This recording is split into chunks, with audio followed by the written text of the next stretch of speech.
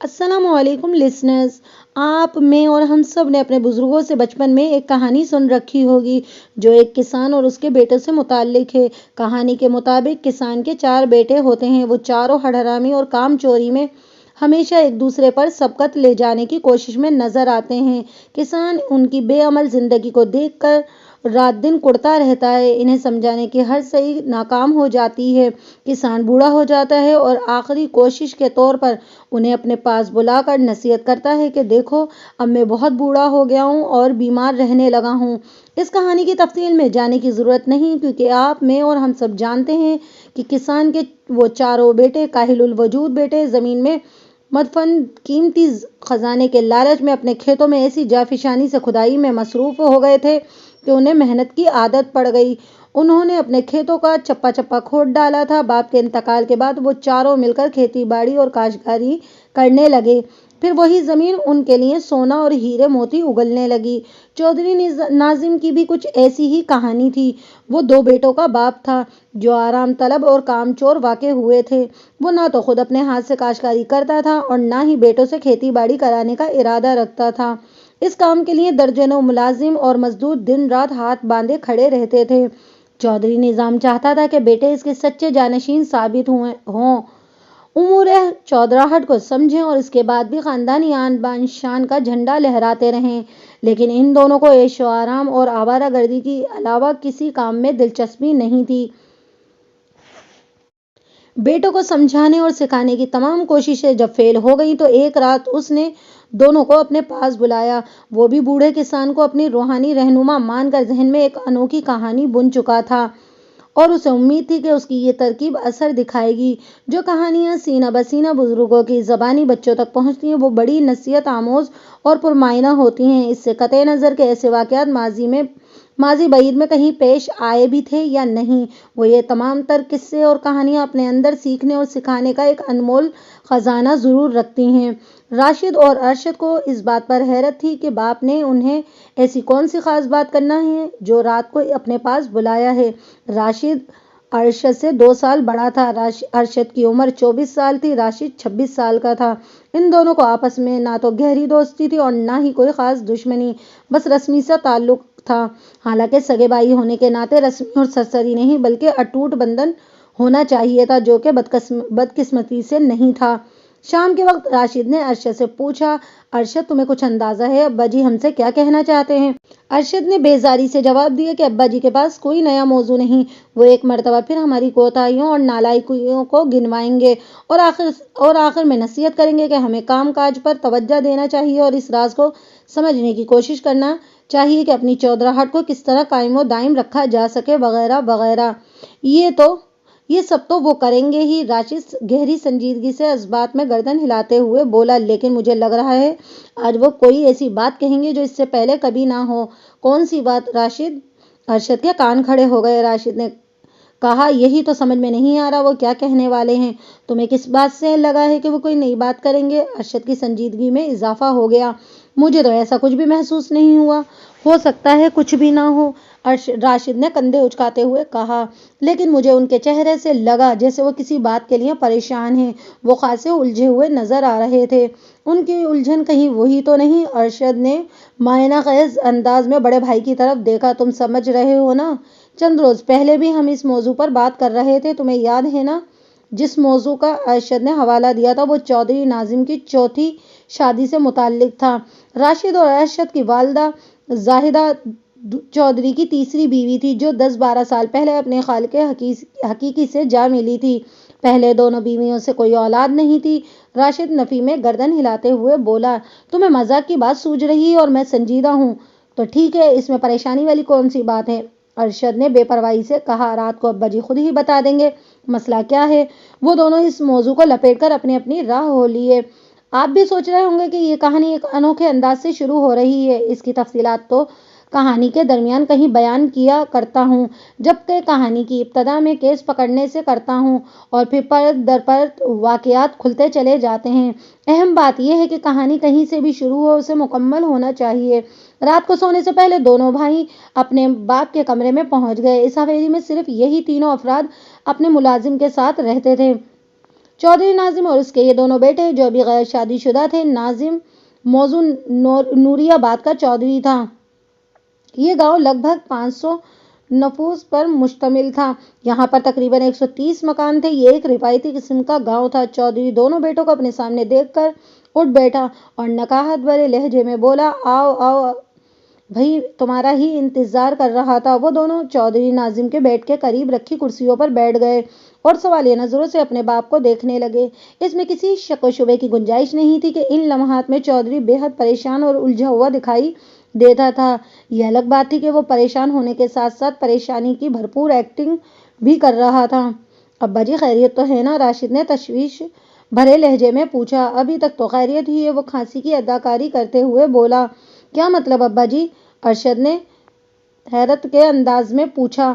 مطلب یہ کہ پتر جی، چودھری نے ارشد کی چہرے پر نگاہ جماتے ہوئے کہا، اگر ابھی تک خیریت ہے تو اس کا مطلب یہ نہیں کہ سدا خیریت ہی رہے گی، کسی بھی وقت کچھ بھی ہو سکتا ہے۔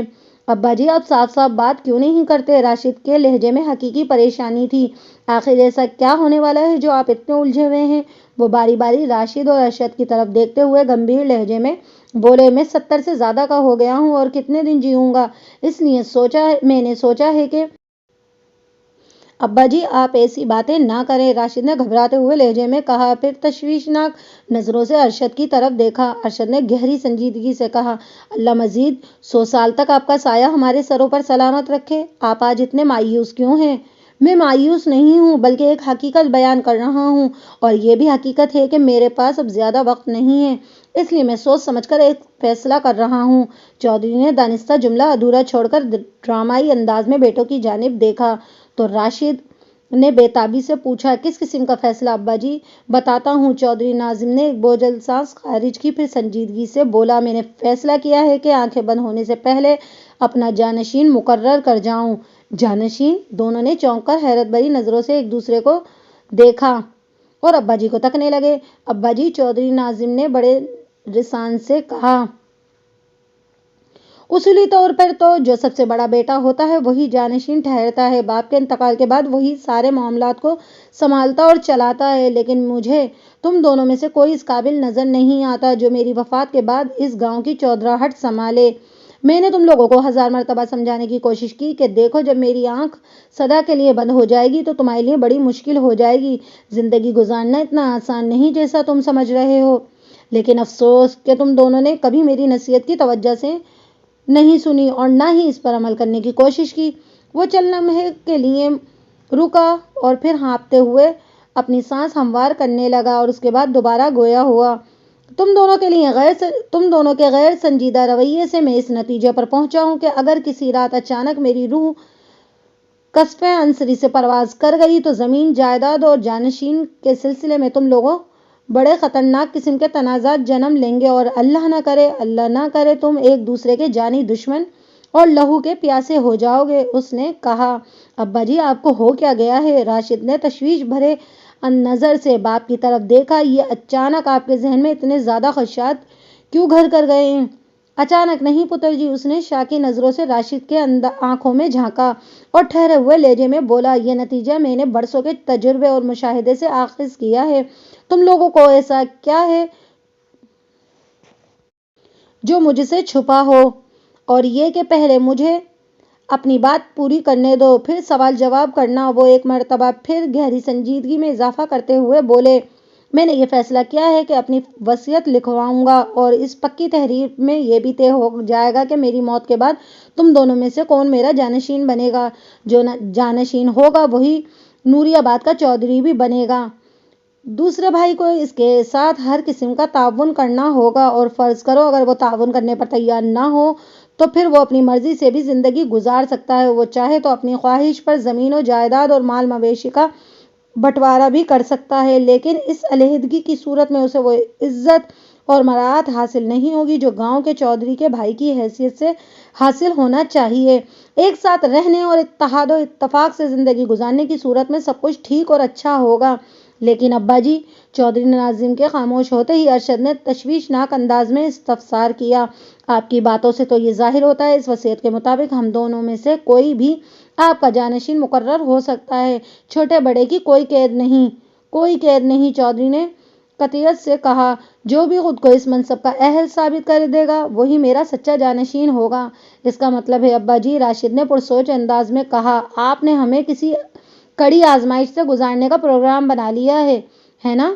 اللہ تمہارا بھلا کرے۔ چودھری نے سر کو اثباتی جنبش دی۔ تمہارا اندازہ بالکل درست ہے، آزمائش تو واقعی بڑی کڑی ہے۔ اب دیکھتا ہوں تم دونوں میں سے کون سرخرو ہوتا ہے۔ اور وہ آزمائش کیا ہے ابا جی؟ ارشد نے دلچسپی لیتے ہوئے کہا۔ چودھری ناظم نے گمگیر لہجے میں جواب دیا، تم دونوں میں سے جو کوئی بھی میری بتائی ہوئی لڑکی سے شادی کر کے دکھائے گا وہی میرا جانشین بنے گا۔ اس آزمائش کے نتیجے میں اپنی زندگی میں باقاعدہ وہ پکی وصیت لکھواؤں گا جو میرے مرنے کے بعد قابل عمل ہوگی، اور اس وصیت کی روشنی میں نوری آباد کے آئندہ چودھری کا انتخاب کیا جائے گا۔ راشد اور ارشد لڑکی اور شادی والی بات پر الجھ کر رہ گئے اور انہوں نے بیک وقت اپنے ابا سے پوچھا، آپ کس لڑکی کی بات کر رہے ہیں؟ نزہت کی، چودھری ناظم نے انکشاف انگیز لہجے میں کہا۔ نزہت؟ راشد نے حیرت بھرے انداز میں دہرایا، آپ چچا جی کی بیٹی کی بات کر رہے ہیں؟ ہاں، میں اسی نزہت کا ذکر کر رہا ہوں، چودھری نے ٹھوس لہجے میں کہا۔ نوری آباد سے 8 میل کے فاصلے پر مغرب میں جلال پور نامی ایک گاؤں واقع تھا۔ نوری آباد کی بنسبت یہ گاؤں قدرے چھوٹا تھا، یہی کوئی 250-300 نفوس پر مشتمل۔ وہاں کے چودھری کا نام کاظم تھا، وہ کاظم چودھری ناظم کا اکلوتا چھوٹا بھائی تھا۔ نزہت چودھری کاظم کی سب سے چھوٹی بیٹی تھی، جس کی عمر لگ بھگ 22 سال رہی ہوگی۔ نزہت سے بڑے 2 بھائی تھے، حق نواز اور رب نواز۔ حق نواز سب سے بڑا اور شادی شدہ تھا، اس کی 2 اولادیں تھیں، 4 سالہ فوزیہ اور 2 سالہ عثمان، جبکہ حق نواز سے چھوٹے بھائی رب نواز کا 3 سال پہلے عین عالم و شباب میں قتل ہو گیا تھا، اور یہ ایک دردناک واقعہ تھا جس کی تفصیل آئندہ کبھی ایک مکمل کہانی کی صورت پیش کروں گا۔ فی الحال بات نزہت کی ہو رہی ہے، راشد نے سوال کیا اور اپنی حیرت کا اظہار بھی کر دیا۔ اب ارشد کی باری تھی۔ ابا جی، آپ بھی کمال کرتے ہیں، ارشد نے باپ کو شکزدہ نظروں سے دیکھتے ہوئے کہا۔ چاچا جی ہمیں اچھی طرح جانتے ہیں اور آپ کی بہت بات بھی مانتے ہیں، آپ جس بیٹے کے لیے کہیں گے وہ نزہت کا رشتہ دینے کو تیار ہو جائیں گے۔ اس طرح تو آپ ہم میں سے جسے چاہیں گے اپنا جانشین ثابت کروا سکتے ہیں، ہماری آزمائش کی کیا ضرورت ہے؟ اس میں کسی شک و شبے کی گنجائش نہیں تھی کہ چودھری کاظم میری کوئی بات نہیں ٹالتا۔ میں نے تم دونوں کے بارے میں کاظم سے بات کی ہے۔ آخری جملہ اس نے اپنی پلاننگ کے مطابق ادا کیا۔ دونوں بھائیوں کے چہرے پر تجسس بھرے زلزلے کے آثار پیدا ہوئے، پھر انہوں نے یک بعد دیگر ایک ہی سوال 2 مختلف انداز میں کیا۔ راشد نے سنسنی خیز لہجے میں پوچھا، چاچا جی نے آپ کی بات کا کیا جواب دیا؟ ارشد نے استفسار کیا، چاچا نے آپ کی بات کو کیسے لیا؟ اس نے بڑے تحمل سے میری بات سنی اور گہری سنجیدگی سے بولا۔ چودھری ناظم نے ڈرامائی لہجے میں بتانا شروع کیا، بھائی جی آپ مجھ سے بڑے ہیں، میں نے آج تک آپ کا کوئی حکم نہیں ٹالا، اس بات سے بھی انکار نہیں کروں گا، لیکن میں نزہت کی قسمت کا فیصلہ آپ کے ہاتھ میں دیتا ہوں۔ اسے آپ اپنی سگی بیٹی اور جگر کا ٹکڑا سمجھیں اور خود ہی بتائیں کہ اس کے لیے راشد موزوں رہے گا یا ارشد۔ پھر آپ نے ہم میں سے کس کا نام پیش کیا؟ ارشد نے اضطرابی لہجے میں پوچھا۔ کسی کا بھی نہیں، چودھری ناظم نے قطعی انداز میں کہا۔ اگر میں نے تم میں سے کسی ایک کا نام تجویز کر دیا ہوتا تو پھر کڑی آزمائش کا کیا سوال تھا؟ لیکن پھر بھی، راشد نے تشویشناک لہجے میں استفسار کیا۔ آپ نے چاچا جی سے کچھ نہ کچھ تو کہا ہی ہوگا نا؟ ہاں کہا تھا، چودھری ناظم نے اس بات میں گردن ہلاتے ہوئے ایک گہری سانس خارج کی اور تھکے ہوئے لہجے میں بولا، میں نے کاظم سے بڑے واضح اور 2 ٹوک الفاظ میں کہہ دیا ہے کہ میں ان دونوں میں سے کسی کو بھی نزہت کے قابل نہیں سمجھتا۔ اوہ! ارشد کے ہونٹ سے افسوسناک آواز خارج ہوئی۔ راشد نے پوچھا، آپ کی بات سن کر چاچا جی نے کیا کہا؟ کاظم نے بڑی فرمانبرداری سے جواب دیا تھا کہ چودھری ناظم اپنے چھوٹے بھائی کے حوالے سے بتانے لگا، بھائی جی تو پھر آپ ان دونوں میں سے کسی ایک کو قابل بنائیں، میری طرف سے کوئی انکار نہیں ہے۔ اور اب آپ ہمیں کس قابل بنانے کے لیے ایک کٹھن امتحان میں ڈالنا چاہتے ہیں؟ راشد نے قدرے تلخ لہجے میں کہا، ہے نا یہی بات؟ تم اس کو کچھ بھی سمجھو، چودھری ناظم نے لا تعلقی کے انداز میں کہا، لیکن میری یہ خواہش ہے کہ تم دونوں اپنی ذمہ داریوں کو یوں سمجھو، تمہیں اس بات کا احساس ہونا چاہیے کہ لوگ آپ لوگوں کے بارے میں کیا سوچتے ہیں۔ کاظم تو ہمارا اپنا ہے، وہ اگر میرا بے حد احترام کرتا ہے تو تم دونوں سے بھی بڑی محبت کرتا ہے۔ جب اس کی رائے یہ ہے کہ تم کسی قابل نہیں ہو تو سوچو دوسرے لوگوں کا خیال کیا ہوگا تمہارے بارے میں۔ وہ لمحے بھر کو رکا اور گہری سانس خارج کی اور پھر اپنی بات مکمل کرتے ہوئے بولا، میں نے حتمی فیصلہ کر لیا ہے کہ تمہیں اس آزمائش میں ضرور ڈالوں گا۔ مجھے امید ہے تم دونوں نصرت کو حاصل کرنے کے لیے پوری کوشش کرو گے اور تم میں سے کوئی ایک کوشش میں ضرور کامیاب بھی ہوگا۔ ظاہر ہے نصرت سے کسی ایک کی تو شادی ہوگی لیکن دوسرے کی کوششوں کو بھی سراہا جائے گا۔ میری نظر میں تم دونوں کی بڑی اہمیت ہے۔ میں چاہتا ہوں تم دونوں میرا نام روشن کرو۔ میرے لیے تم دونوں برابر ہو، لیکن جس طرح نصرت سے تم میں سے کسی ایک کی شادی ہو سکتی ہے، بالکل اسی طرح میرے بعد اس گاؤں کا چودھری بھی کوئی ایک ہی بنے گا اور وہی شخص ہوگا جو نصرت سے شادی کرنے میں کامیاب ہوگا۔ اور دوسرے سے میرا وعدہ ہے کہ وہ ایک بار پھر رکے اور تولنے والی نظروں سے دونوں کو باری باری دیکھنے لگے۔ پھر اضافہ کرتے ہوئے بولے، دوسرے سے میرا یہ وعدہ ہے کہ وہ جس لڑکی کو بھی پسند کرے گا میں اس لڑکی سے اس کی شادی کرا دوں گا۔ یہ سب تو ٹھیک ہے، راشد نے دانش مندی سے سر ہلاتے ہوئے کہا، لیکن اس بات کا فیصلہ کون کرے گا کہ ہم میں سے کون جیتا اور کون ہارا؟ یہ فیصلہ تم دونوں کا چاچا کاظم کرے گا۔ چودھری ناظم نے ٹھہرے ہوئے لہجے میں کہا، تم لوگوں کو 100 دن دیے جائیں گے، یعنی لگ بھگ 3 مہینے۔ اس دوران میں تمہیں کچھ کر کے دکھانا ہے۔ چودھری کاظم کا تمہاری کارکردگی کا جائزہ لیتا رہے گا اور 100 دن کے بعد وہ مجھے جو بھی رپورٹ دے گا میں اسی کی روشنی میں اپنی وصیت تحریر کراؤں گا۔ لیکن ہمیں کرنا کیا ہوگا؟ ارشد نے زج ہونے والے انداز میں کہا۔ یہ سوچنا تمہارا کام ہے، چودھری ناظم سنجیدگی سے بولا۔ اپنے اپنے طور پر منصوبہ بناؤ، تم ایسا کیا کرو گے تمہارا چاچا تمہیں کارآمد سمجھنے لگے۔ لیکن اس بات کی بھی تو وضاحت ہونی چاہیے نا، چاچا کاظم کس خوبی کی بنا پر ہم میں سے کسی ایک کا انتخاب کرے گا؟ یہ میں نے کاظم سے نہیں پوچھا اور نہ ہی اس نے مجھے بتایا۔ چودھری ناظم نے بڑی سادگی سے کہا، جو کچھ بھی ہے اس کے ذہن میں ہے۔ پھر تو بڑی مشکل ہو جائے گی۔ باپ کی بات سن کر راشد گہری سوچ میں ڈوب گیا۔ پتہ نہیں چاچا کے ذہن میں کیا چھپا ہو؟ ارشد نے کہا، ابا جی آپ نے تو ہمیں الجھا کر رکھ دیا ہے۔ ہاں تم لوگ ٹھیک کہہ رہے ہو، چودھری ناظم نے ٹھہرے ہوئے لہجے میں کہا، یہ آزمائش خاصی مشکل اور الجھا دینے والی ہے، لیکن یہ بات بھی ذہن میں رکھو کہ اگر کوئی کام حلوا ہو تو پھر اسے آزمائش کیوں کہا جائے؟ وہ دونوں پریشان نظروں سے ایک دوسرے کو دیکھنے لگے، پھر باپ کے کمرے سے نکل آئے، منہ لٹکے ہوئے تھے۔ چودھری ناظم کی زندگی زیادہ تر تنہائی کا شکار رہی تھی۔ کچھ لوگ ایسی ہی قسمت لے کر آتے ہیں، انہیں محفل میسر نہیں ہوتی۔ چودھری ناظم کا بھی کچھ ایسا ہی حال تھا۔ حالانکہ شادیوں کے معاملے میں اس کی کارکردگی کے نتیجے میں تو اس حویلی کو افراد سے خاصا آباد ہونا چاہیے تھا۔ چودھری نے 25 سال کی عمر میں رحمانہ نامی ایک لڑکی سے شادی کی تھی۔ رحمانہ ایک خوبصورت اور طرحدار لڑکی تھی، لیکن چودھری کو اولاد نہ دے سکی۔ چنانچہ 10 سال بعد اس نے 35 سال کی عمر میں دوسری شادی کر لی۔ اس کی دوسری بیوی کا نام جمیلہ تھا۔ جمیلہ اپنے نام کا عکس تھی۔ رحمانہ نے دل سے تو نہیں، مجبوری میں جمیلہ کو قبول کر لیا تھا۔ کوئی بھی عورت اپنی سوکن کو جی جان سے کیسے برداشت کر سکتی ہے؟ بہرحال وقت اپنی مخصوص رفتار سے آگے بڑھتا رہا اور کچھ عرصے بعد چودھری ناظم کو بڑی شدت سے یہ احساس ہوا کہ اس نے جس مقصد کی خاطر دوسری شادی کی تھی وہ پورا نظر ہوتا نہیں آ رہا۔ 3 سال گزر جانے کے بعد بھی جمیلہ اسے کوئی خوشخبری نہیں دے سکی تھی۔ پھر ماہوں سال کا سلسلہ دھیرے دھیرے آگے کھسکنے لگا۔ دوسری شادی کے 7 سال بعد جب چودھری 42 سال کا ہو چکا تو وہ بے اولاد ہی تھا۔ اس نے تیسری شادی کر لی، مقصد وہی تھا، اولاد کا حصول۔ اس موقع پر بہت سے لوگوں نے دبی زبان میں کہا تھا کہ چودھری چاہے 100 شادیاں کر لے مگر وہ بے اولاد ہی رہے گا، کیونکہ قصوروار بیویاں نہیں بلکہ نقص اس کے اپنے اندر چھپا ہے۔ یہ خیال، آرائیاں اور تبصرے چودھری ناظم کے کانوں تک بھی پہنچے، لیکن چونکہ کسی نے براہ راست اس سے کچھ نہیں کہا تھا لہٰذا وہ کسی کو منہ توڑ جواب نہیں دے سکتا تھا۔ اس کی تیسری شادی زاہدہ نامی عورت سے ہوئی۔ اس تیسری شادی کے 2 سال بعد ہی اس حویلی میں کسی بچے کے رونے یا ہنسنے کی آواز نہ گونجی تو سب سے زیادہ تشویش زاہدہ کو ہوئی۔ اس سے پہلے 2 عورتیں چودھری ناظم کو صاحب اولاد نہیں بنا سکی تھیں۔ زاہدہ کو چودھری کے مزاج و عادات کی ہسٹری بھی معلوم ہو چکی تھی۔ یہ خیال ایک خطرناک ناک بن کر اس کو ڈسنے لگا تھا، اگر وہ بھی چودھری کے بچے کی ماں نہ بن سکی تو کیا ہوگا؟ کچھ عرصے کے بعد چودھری یقیناً دوسری شادی کر لے گا۔ زاہدہ کے سر پر گویا ایک ننگی تلوار لٹک رہی تھی۔ اگر چودھری ناظم اس کی طرف سے مایوس ہو کر واقعی ایک اور شادی کا فیصلہ کر لیتا تو وہ اس کا کچھ نہیں بگاڑ سکتی تھی۔ جب کسی محاذ پر انسان کے ساتھ مجبوریوں کی ایک لمبی قطار کھڑی ہو تو وہ دعاؤں پر کچھ زیادہ ہی انحصار کرنے لگتا ہے۔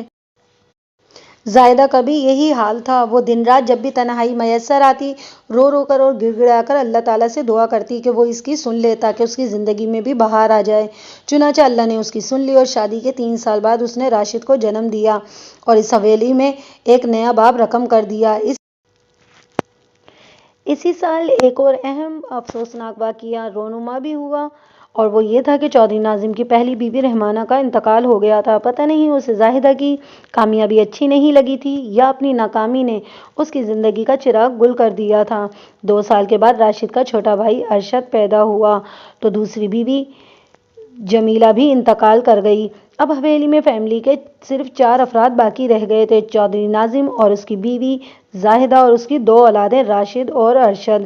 بچے جیسے جیسے بڑے ہو رہے تھے، چودھری کی عمر بھی ڈھلتی جا رہی تھی اور اس کے ساتھ ہی زاہدہ کی صحت بھی تسلی بخش نہیں رہی تھی۔ اس خاندان کی زندگی اپنی مخصوص رفتار سے آگے بڑھ رہی تھی کہ ایک روز زاہدہ بھی اپنے شوہر اور دونوں بچوں کو چھوڑ کر اس دنیا سے دوسری دنیا منتقل ہو گئی۔ اس وقت چودھری ناظم یعنی جس زمانے کا یہ واقعہ ہے 70 کا ہنسا عبور کر چکا تھا۔ 10 سال پہلے زاہدہ اس کا ساتھ چھوڑ گئی۔ زاہدہ کی وفات کے بعد کئی سمت سے یہ آوازیں بھی ڈھکے چھپے الفاظ میں سننے میں آئیں: اللہ خیر کرے، اب چودھری چوتھی کے بارے میں ضرور سوچے گا۔ لیکن ایسا کچھ دیکھنے میں نہیں آیا۔ اس کی زندگی کا سب سے بڑا مقصد حاصل ہو چکا تھا، یعنی زمین و جائیداد کے وارث کا حصول۔ اس کے نام کو زندہ رکھ کر آگے بڑھائیں۔ مگر سب سے زیادہ افسوسناک بات یہ تھی کہ چودھری ناظم کی یہ دونوں اولادیں کسی کام کی نہ تھیں اور اب جب کہ اسے پوری طرح احساس ہو چکا تھا کہ وہ دن دور نہیں جب وہ بھی اچانک ٹوٹ کر بکھر جائے گا، اس کا نام و نشان مٹ جائے گا، تو اسے بیٹوں کی فکر ستانے لگی تھی اور اس نے انہیں کارآمد بنانے کے لیے ایک منصوبہ سوچ لیا تھا جس پر عمل کرنے کے لیے اس نے اپنے پاس بلا کر ایک چیلنج دیا تھا۔ اس منصوبے میں چودھری ناظم بھی اس کے ساتھ تھا۔ دونوں بھائی شدید الجھن کا شکار تھے۔ ان کی سمجھ میں نہیں آ رہا تھا کہ خود کو اپنے باپ کا جانشین کیسے ثابت کر کے دکھائیں، ایسا کون سا کارنامہ کریں جس کے بعد چودھری ناظم انہیں قابل اور اہل سمجھنے لگے۔ چنانچہ 2-4 روز کی سوچ بچار کے بعد ایک رات پھر اپنے باپ کے پاس پہنچ گئے۔ ان کے منہ لٹکے ہوئے تھے۔ چودھری نے بغور ان کے چہروں کا جائزہ لیا، پھر ٹھہرے ہوئے لہجے میں کہا: کوئی خوشخبری لے کر آئے ہو؟ ان کے انداز میں مخصوص قسم کا طنز شامل تھا۔ ابا جی، ارشد نے مسکین صورت بنا کر کہا، آپ نے ہمیں مصیبت میں ڈال دیا ہے۔ خوشخبری اور بدخبری تو اس وقت آئے گی جب ہم اپنے مشن میں کود پڑیں گے۔ ابھی تک تو کیا ابھی تک تم نے اپنا کام شروع نہیں کیا؟ چودھری ان کی بات پوری ہونے سے پہلے ہی بول پڑا: تمہیں صرف 100 دن کی مہلت دی گئی تھی، جس میں سے تم لوگوں نے ایسے ہی آوارہ گردی میں 3-4 دن ضائع کر دیے ہیں، جیسے اب تک کرتے آئے ہو۔ راشد قدرے ٹھنڈے مزاج کا مالک تھا، جبکہ ارشد کی طبیعت میں غصہ اور اشتعال پایا جاتا تھا۔ اس وقت باپ کے سامنے بھی وہ اسی عادت کا مظاہرہ کرتے ہوئے جھنجھلایا ہوا تھا۔ چودھری ناظم کے استفسار کے جواب میں راشد نے پوچھا: ابا جی، آپ کے اور چاچا جی کے درمیان کیا طے ہوا تھا اور چاچا جی کس خوبی کی بنا پر ہمیں پاس کریں گے؟ اس کا کچھ علم ہمیں بھی ہونا چاہیے نا؟ دیکھو راشد، چودھری نے غمگین انداز میں کہا، ہمارے درمیان کوئی باقاعدہ منصوبہ بندی نہیں ہوئی۔ بس یہ طے ہوا ہے کہ کاظم اپنی بیٹی نصرت کی شادی تم دونوں میں سے اس کے ساتھ کرے گا جسے وہ قابل، سمجھدار اور سنجیدہ محسوس کرے گا، اور میں نے اس معاملے میں اسے حق بجانب جانتے ہوئے اس سے اتفاق کر لیا ہے۔ بس اتنی سی بات ہے۔ تو کیا چچا جی کو اس بات کا پتہ ہے کہ آپ نے اپنی وصیت کا حوالہ دے کر ہمیں ایک آزمائش میں ڈالا ہے؟ ارشد نے چبھتے ہوئے لہجے میں پوچھا۔ نہیں، چودھری ناظم نے گردن کو نفی میں جھٹکا دے کر بولا، اس سلسلے میں میری اس سے کوئی بات نہیں ہوئی ہے۔ یہ آزمائش اور وصیت والا معاملہ صرف ہم تینوں کے درمیان ہے۔ کاظم کو میں نے صرف اتنا کہا ہے کہ وہ 2-3 ماہ تک آپ لوگوں کی مصروفیت، کارکردگی کا جائزہ لیتا رہے، پھر تم دونوں میں سے جسے بھی نصرت کے قابل سمجھے مجھے بتا دے۔ دیکھتا ہوں اب تم دونوں میں سے کون ذمہ دار اور قابل ہوتا ہے۔ وہ دونوں گہری سوچ میں ڈوب گئے۔ چند لمحات کی خاموشی کے بعد راشد نے پوچھا: ابا جی، کیا ہم چاچا جی کو اس راز میں شامل کر سکتے ہیں؟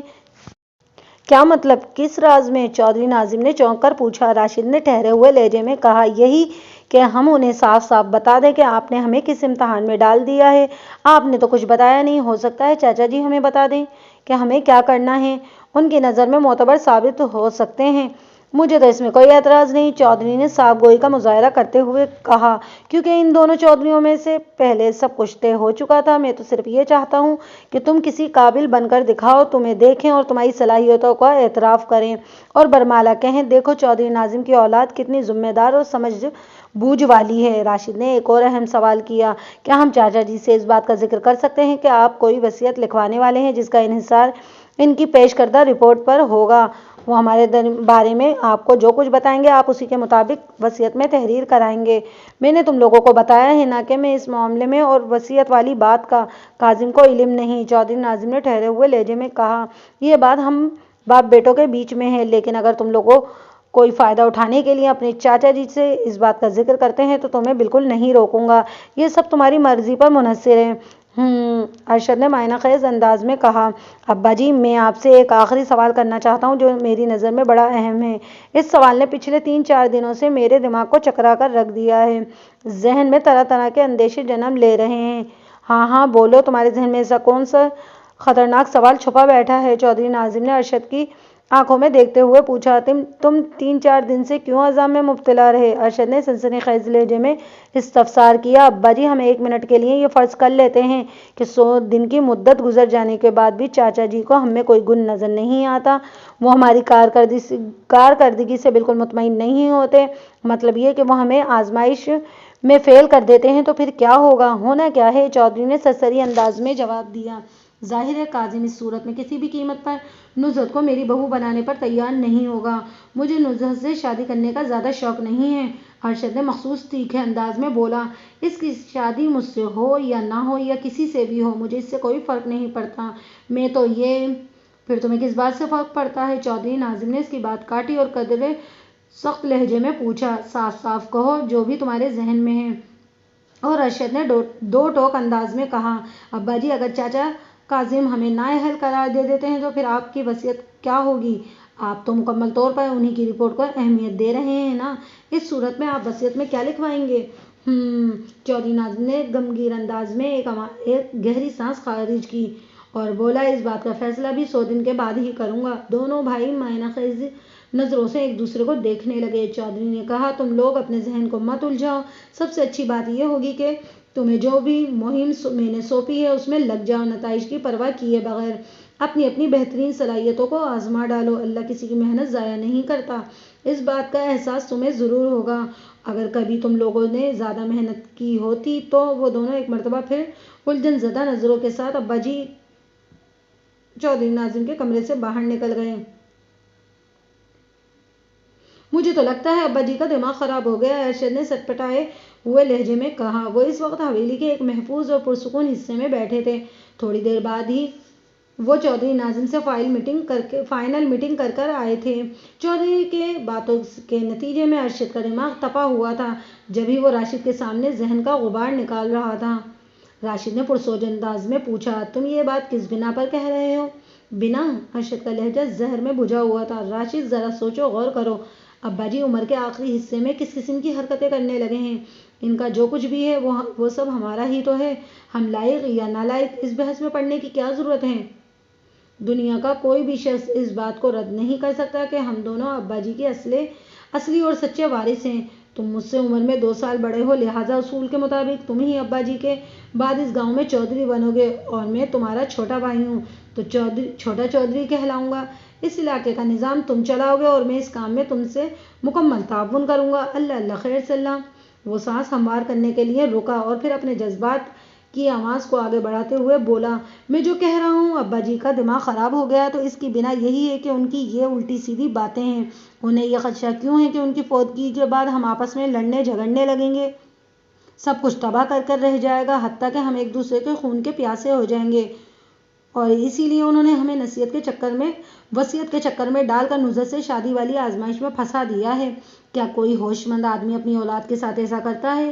نہیں، راشد نے اس کی تائید میں بولا، ابا جی اس سارا کھٹرا اس لیے پھیلا رہے ہیں کہ وہ ہمیں نالائق اور بیکار سمجھتے ہیں، ہمارا تماشا بنا رہے ہیں، اسی لیے تو میں کہتا ہوں ابا جی کا دماغ خراب ہو گیا ہے۔ ارشد نے ایک لفظ پر زور دیتے ہوئے کہا، لوگ 60 سال کی عمر میں سٹیا جاتے ہیں، اب کچھ بھی ہے راشد نے پرخیال انداز میں کہا، انہوں نے جو امتحان ہمارے سامنے رکھا ہے اس میں تو بیٹھنا ہی ہوگا، چاہے اس کا نتیجہ کچھ بھی ہو۔ یار کیا ہم اتنے گرے پڑے اور گئے گزرے ہیں کہ ہماری قسمت اور تقدیر کا فیصلہ چاچا کاظم کرے گا؟ ارشد نے تلخ لہجے میں کہا، یہ تو بڑی ذلت اور شرم کی بات ہے۔ کیا تم خود کو اس احمقانہ امتحان میں ڈالنے کے لیے تیار ہو؟ ظاہر ہے یہ تو کرنا ہی ہوگا، راشد نے سرسری لہجے میں کہا۔ ہمارے پاس اب کوئی اور چارہ بھی تو نہیں ہے۔ ہے چارہ؟ ارشد نے سوچ میں ڈوبے ہوئے لہجے میں کہا۔ راشد نے چونک کر اس کی طرف دیکھا اور پوچھا، اور کیا چارہ کار ہے؟ ابا جی ہمیں نکھٹو اور نالائق سمجھتے ہیں نا؟ ارشد نے سرگوشیانہ انداز میں کہا۔ کیوں نہ ہم دماغ کا استعمال کر کے ان کی رائے کو غلط ثابت کر دیں؟ لیکن اس کے لیے ہمیں کرنا کیا ہوگا؟ راشد نے الجھن زدہ نظروں سے اس کی طرف دیکھا۔ ڈرامہ کرنا ہوگا، ارشد نے ایک ایک لفظ پر زور دیتے ہوئے کہا۔ راشد اگر تم اس ڈرامے میں میرا ساتھ دینے کے لیے تیار ہو جاؤ تو مزہ آ جائے گا۔ کیسا ڈرامہ؟ راشد نے حیرت زدہ نظروں سے اسے دیکھا۔ ارشد پراسرار انداز میں وضاحت کرتے ہوئے بولا، اس کے مطابق ہمیں بھرپور اداکاری کرنا ہوگی کہ میرے ذہن میں ہم دونوں کا رول ہے۔ اگر ہم نے اپنے اپنے حصے کی ایکٹنگ نبھا لی تو سمجھو ہمارا کام بن جائے گا، لیکن کچھ آئیڈیا کے بارے میں بھی تو بتاؤ، راشد نے آواز دبا کر کہا۔ ارشد کی باتوں میں اسے گہری دلچسپی محسوس ہونے لگی تھی۔ ہمیں کس قسم کی ایکٹنگ کرنی ہوگی؟ ابا جی کو الو بنانے کے لیے ایکٹنگ؟ ارشد ایک آنکھ دبا کر بولا۔ کیا مطلب؟ راشد بھی بہچ کر رہ گیا۔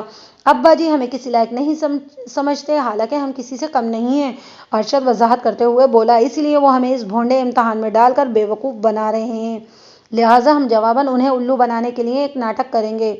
ہم اپنی اداکاری سے یہی ظاہر کریں گے کہ ہم نصرت کے حصول اور چچا جی کی خوشنودی حاصل کرنے کے لیے بھرپور کوشش کر رہے ہیں۔ یہ الگ بات ہے کہ ہم دونوں کی کوششوں میں زمین آسمان کا فرق ہوگا۔ کیا مطلب؟ راشد نے تعجب خیز نظروں سے بھائی کو دیکھا۔ مطلب یہ کہ ہم چاچا جی کو متاثر کرنے کے لیے کوشش کرتے نظر آئیں گے، لیکن بظاہر یوں دکھائیں گے کہ میں اس معاملے میں سنجیدہ نہیں ہوں، میں خود کو منوانے اور نصرت کو حاصل کرنے میں کوئی دلچسپی محسوس نہیں کرتا۔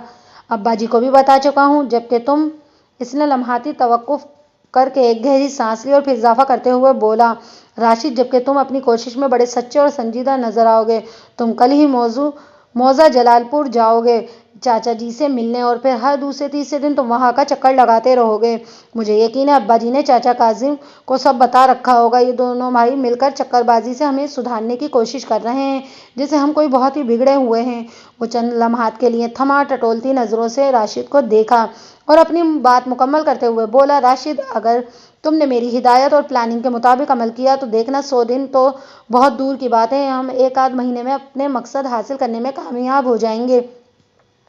ٹھیک ہے، میں تمہاری ہر بات مانتا جاؤں گا، راشد نے گہری سنجیدگی سے اس بات میں گردن ہلاتے ہوئے کہا۔ اب بتاؤ تمہارے ذہن میں کون سا پلان ہے؟ جلال پور جا کر چاچا جی کو مکھن لگانے کے بارے میں تو میں تمہیں بتا ہی چکا ہوں، ارشد نے معنی خیز انداز میں کہا۔ تم ان سے ملو اور ابا جی کے خلاف کچھ اس قسم کی باتیں کرو کہ وہ تم سے ناخوش ہیں۔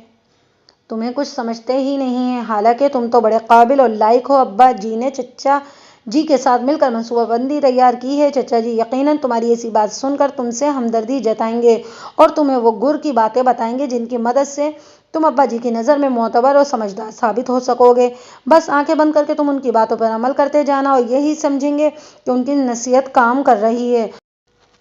تمہاری کارکردگی کی رپورٹ وہ جلد ہی ابا کو دے دیں گے، لہٰذا کچھ عرصے کے بعد ابا جی کو یقین ہو جائے گا وہ تمہیں جو اب تک نالائق اور ناکارہ سمجھتے آئے تھے ان کی رائے درست نہیں تھی۔ اس طرح تمہاری طرف سے مطمئن ہونے کے بعد وہ تمہیں اپنی وصیت میں اس گاؤں کا آئندہ چودھری مقرر کر دیں گے، تمہاری نصرت سے شادی ہو جائے گی اور اللہ خیر صلہ۔ اور تم؟ راشد نے سوالیہ نظروں سے چھوٹے بھائی کی طرف دیکھا۔ میں بھی تمہارے چھوٹے بھائی یعنی چھوٹے چودھری کی حیثیت سے اس حویلی میں رہوں گا، ہر کام اور امور میں تمہاری مدد کروں گا، جس کے نتیجے میں مجھے وہ تمام مراعات اور سہولیات میسر ہوں گی جو کسی بھی چودھری کے چھوٹے بھائی کو ہوتی ہیں۔ یہ ترتیب اور حالات عین فطری ہوں گے۔ فرض کرو وہ ذرا سی دیر کے لیے رکا اور پھر ایک گہری سانس لیتے ہوئے دوبارہ گویا ہوا، اگر ابا جی کا اچانک انتقال ہو جاتا ہے اور وصیت ایک طرف رکھی جاتی ہے تو بھی ہمیں ایسی ہی صورتحال سے سامنا ہوگا۔ میرے پروگرام پر عمل کرنے کا سب سے بڑا فائدہ یہی ہے کہ کم از کم تم ان کی نظروں میں اچھے ثابت ہو جاؤ گے اور نصرت سے تمہاری شادی بھی ہو جائے گی۔ ایک بات سچ سچ بتاؤ ارشد، راشد نے اس کی آنکھوں میں جھانکتے ہوئے کہا، کیا تمہارے دل میں یہ خواہش نہیں کہ نصرت جیسی پرکشش اور حسین و جمیل لڑکی سے تمہاری شادی ہو جائے؟ اور آئندہ کے لیے نوری آباد کا چودھری بھی تمہیں ہی مقرر کیا جائے۔ تم جو کچھ مجھے دلوانے کے خواہش مند ہو وہ سب کچھ تم حاصل کر لو۔ تم نے کہا ہے سچ سچ بتاؤ تو سچ سچ سنو، ارشد نے ٹھہرے ہوئے لہجے میں کہا۔ اس بات میں کسی شک و شبے کی گنجائش نہیں کہ نزہت بہت ہی خوبصورت لڑکی ہے۔ اس سے شادی کی خواہش اگر میرے دل میں ہو تو یہ کسی بھی صورت غلط نہیں۔ اسی طرح اگر ابا جی اپنے بعد مجھے نوری آباد کا چودھری مقرر کرتے ہیں تو یہ بڑے اعزاز و فخر کی بات ہوگی، لیکن یہ بھی تو سوچو۔ ایک مرتبہ پھر وہ رکا اور تھوک نگل کر اپنی بات کو آگے بڑھاتے ہوئے بولا، یہ بڑی غور طلب اور حقیقی بات ہے کہ نزہت سے صرف ایک ہی شخص شادی کر سکتا ہے۔ اس طرح ہم میں سے کوئی ایک بھائی نوری آباد کا چودھری مقرر ہو سکتا ہے۔ نہ تو گاؤں کے دو چودھری ہوتے ہیں اور نہ ہی ایک عورت کے دو شوہر ہو سکتے ہیں، لہٰذا ان دونوں حلقوں میں تمہارا بلا مقابلہ منتخب ہونا ہی ہم دونوں کے لیے سود مند ثابت ہوگا۔ اس طرح ہم بہت بڑے نقصان سے بچ جائیں گے۔ کیسا نقصان؟ راشد پوچھے بغیر نہ رہ سکا۔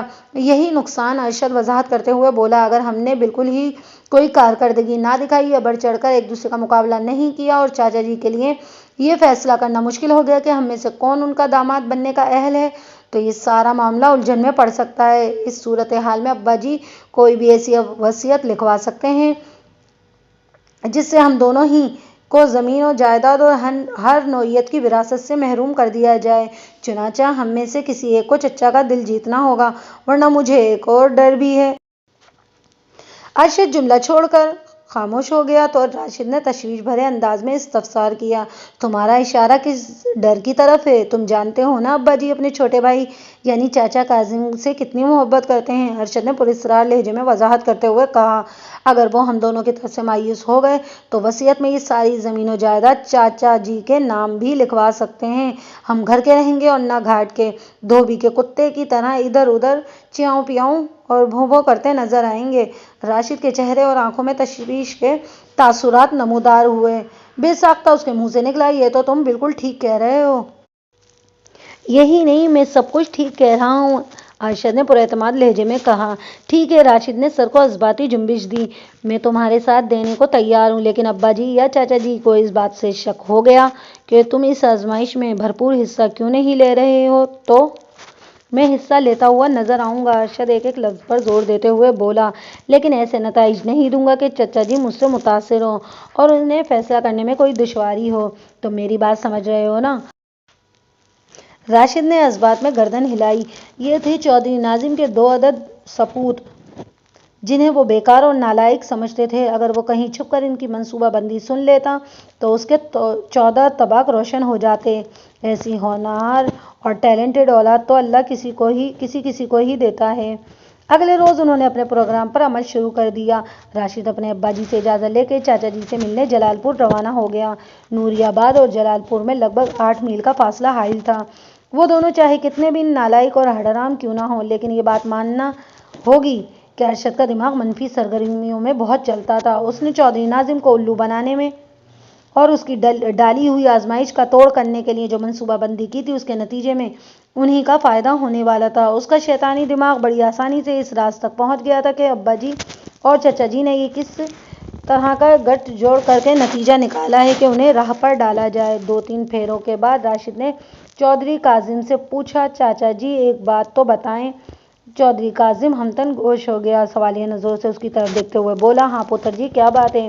کیا میں آپ کو نکما اور نکھٹو نظر آتا ہوں؟ راشد نے گہری سنجیدگی سے پوچھا۔ نہیں پتر، چودھری کاظم نے نفی میں گردن ہلا دی۔ کون کہتا ہے تم ایسے ہو؟ میرے بارے میں ابا جی کا خیال ایسا ہی ہے، وہ برا سا منہ بناتے ہوئے بولا۔ پتہ نہیں بھائی جی نے کیا سوچ کر ایسا کہا ہے، کاظم نے سنجیدگی سے اداکاری کی۔ مجھے تو تم ٹھیک ٹھاک اور قابل نظر آتے ہو، میں بھائی سے بات کروں گا۔ اس کی ضرورت نہیں ہے چچا جی، راشد نے جلدی سے کہا اور ٹٹولتی ہوئی نظروں سے اپنے چاچا جی کو تکنے لگا۔ چودھری ناظم نے دونوں بیٹوں سے بات کرتے ہوئے ان کی شادی کا حوالہ بھی دیا تھا اور واضح طور پر یہی کہا تھا کہ چودھری ناظم نے نزہت کے رشتے سے محض اس لیے انکار کیا ہے کہ وہ اپنے بھتیجے کو نکما اور نالائق سمجھتے ہیں۔ اس تناظر میں چودھری کاظم کا حالیہ رویہ فکر انگیز تھا۔ وہ اس وقت راشد کی حمایت میں بول رہا تھا، جس سے یہی ظاہر ہوتا تھا کہ ابا جی نے نزہت کے رشتے والی وہ بات بالکل غلط کہی ہے، اور اگر بالفرض محال چودھری ناظم نے کسی غلط بیانی سے کام نہیں لیا تھا تو اس کا مطلب یہ تھا کہ اب چاچا جی ایک سوچے سمجھے منصوبے کے تحت اسے بے وقوف بنا رہے تھے۔ گویا ارشد کا یہ خدشہ بالکل درست تھا۔ وہ دونوں بھائی باہمی مشاورت سے ان دونوں بھائیوں سے کھیل رہے تھے، لہٰذا انہیں بھی اسی صفائی سے یہ کھیل جاری رکھنا تھا۔ چودھری کاظم نے راشد کی آنکھوں میں دیکھتے ہوئے شفقت بھرے لہجے میں کہا، پتر جی تم ایک کام کرو۔ کیا کام چاچا جی؟ راشد چودھری کاظم کی بات پوری ہونے سے پہلے ہی بول پڑا، اگر بھائی جی تمہاری کارکردگی سے مطمئن نہیں ہوئے تو اس مسئلے کا ایک حل ہے۔ کاظم نے ہمدردانہ لہجے میں کہا، تم اپنے عمل سے ان پر ثابت کر دو کہ تمہارے بارے میں ان کا خیال درست نہیں۔ تم ہر حوالے سے سمجھدار، معقول اور عقل مند انسان ہو۔ لیکن یہ میں کیسے ثابت کروں گا چاچا جی؟ اپنے عمل اور کارکردگی سے، کاظم نے ٹھہرے ہوئے لہجے میں کہا۔ ایک بات اپنے ذہن میں ذہن نشین کر لو کہ کسی بھی چودھری اور زمیندار کے لیے سب سے بڑی اہمیت زمین کی ہوتی ہے، کیونکہ اسی زمین کی وسعت کی بنا پر کسی چودھری کو چھوٹا اور بڑا کہا اور سمجھا جاتا ہے۔ والدین اسی اولاد کو قابل اور سمجھدار تصور کرتے ہیں جس کی نظر زمینداری پر ہو، اور بدقسمتی سے تمہارا رجحان زمینداری کی طرف نہیں ہے۔ کھیتوں میں کام کرنے والے درجنوں نوکر چاکر سہی، لیکن اس عمر میں بھائی جان کو ہی زمینداری کے سارے معاملات کی دیکھ بھال اور نگرانی کرنا پڑتی ہے۔ تم آسانی سے سمجھنے کے لیے میری مثال لے لو۔ وہ سانس ہموار کرنے کے لیے رکے اور پھر اضافہ کرتے ہوئے بولے، میرے پاس تو بھائی جی سے کہیں کم زمین ہے اور میں عمر میں ان سے 12-15 سال چھوٹا بھی ہوں، لیکن اس کے باوجود زمینداری کے سارا نظام حق نواز نے اپنے ذمے لے رکھا ہے۔ وہ شادی شدہ ہے، اس کے 2 بچے ہیں، اس کی گھریلو ذمہ داریاں بھی اپنی جگہ ہیں، لیکن مجال ہے کہ زمینداری کے حوالے سے مجھے فکر بھی کرنا پڑتی ہو۔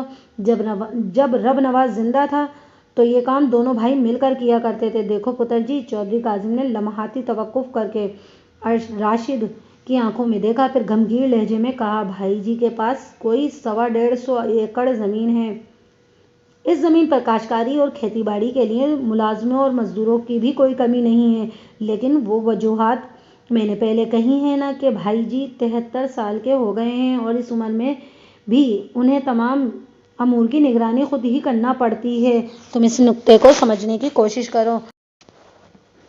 مجھے 100% امید ہے، بلکہ یقین ہے۔ اگر تم چودھری کاظم نے ڈرامائی انداز میں جملہ ادھورا چھوڑ کر ایک بوجھل سانس خارج کی اور رازدانہ لہجے میں کہا، راشد پتر، اگر تم بھی حق نواز کی طرح بھائی جی کے کندھوں اور ذہن کا بوجھ ہلکا کر دو تو تمہیں اپنی سب سے لائق اور فائق اولاد سمجھنے لگیں گے۔ اگر میری بات کا بھروسہ نہ ہو تو آزما کر دیکھ لو۔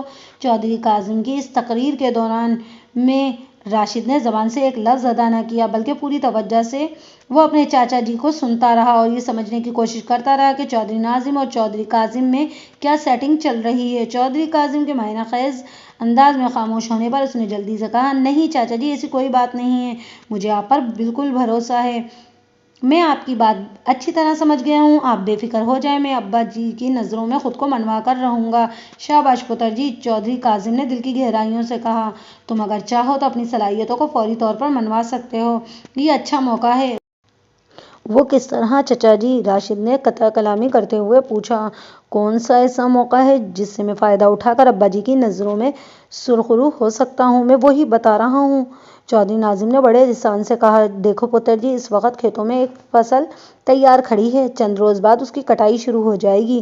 تم ابھی جا کر بھائی جی سے ملو اور ان سے کہو کہ اس بار تم فصل کی کٹائی اور دیگر امور کی نگرانی خود کرو گے۔ مجھے پورا یقین ہے بھائی جی خوش ہو کر تمہیں اس بات کی اجازت دے دیں گے۔ اس طرح تم خود کو باصلاحیت ثابت کرنے کا موقع مل جائے گا۔ اور ہاں، اس نے معنی خیز توقف کے بعد اضافہ کرتے ہوئے بولا، اس کام کی انجام دہی کے دوران اگر تمہیں کوئی دشواری پیش آئے تو کسی سے ذکر کرنے کی ضرورت نہیں، تم سیدھا میرے پاس آ جانا، میں تمہیں ہر قسم کی رہنمائی اور مدد کروں گا۔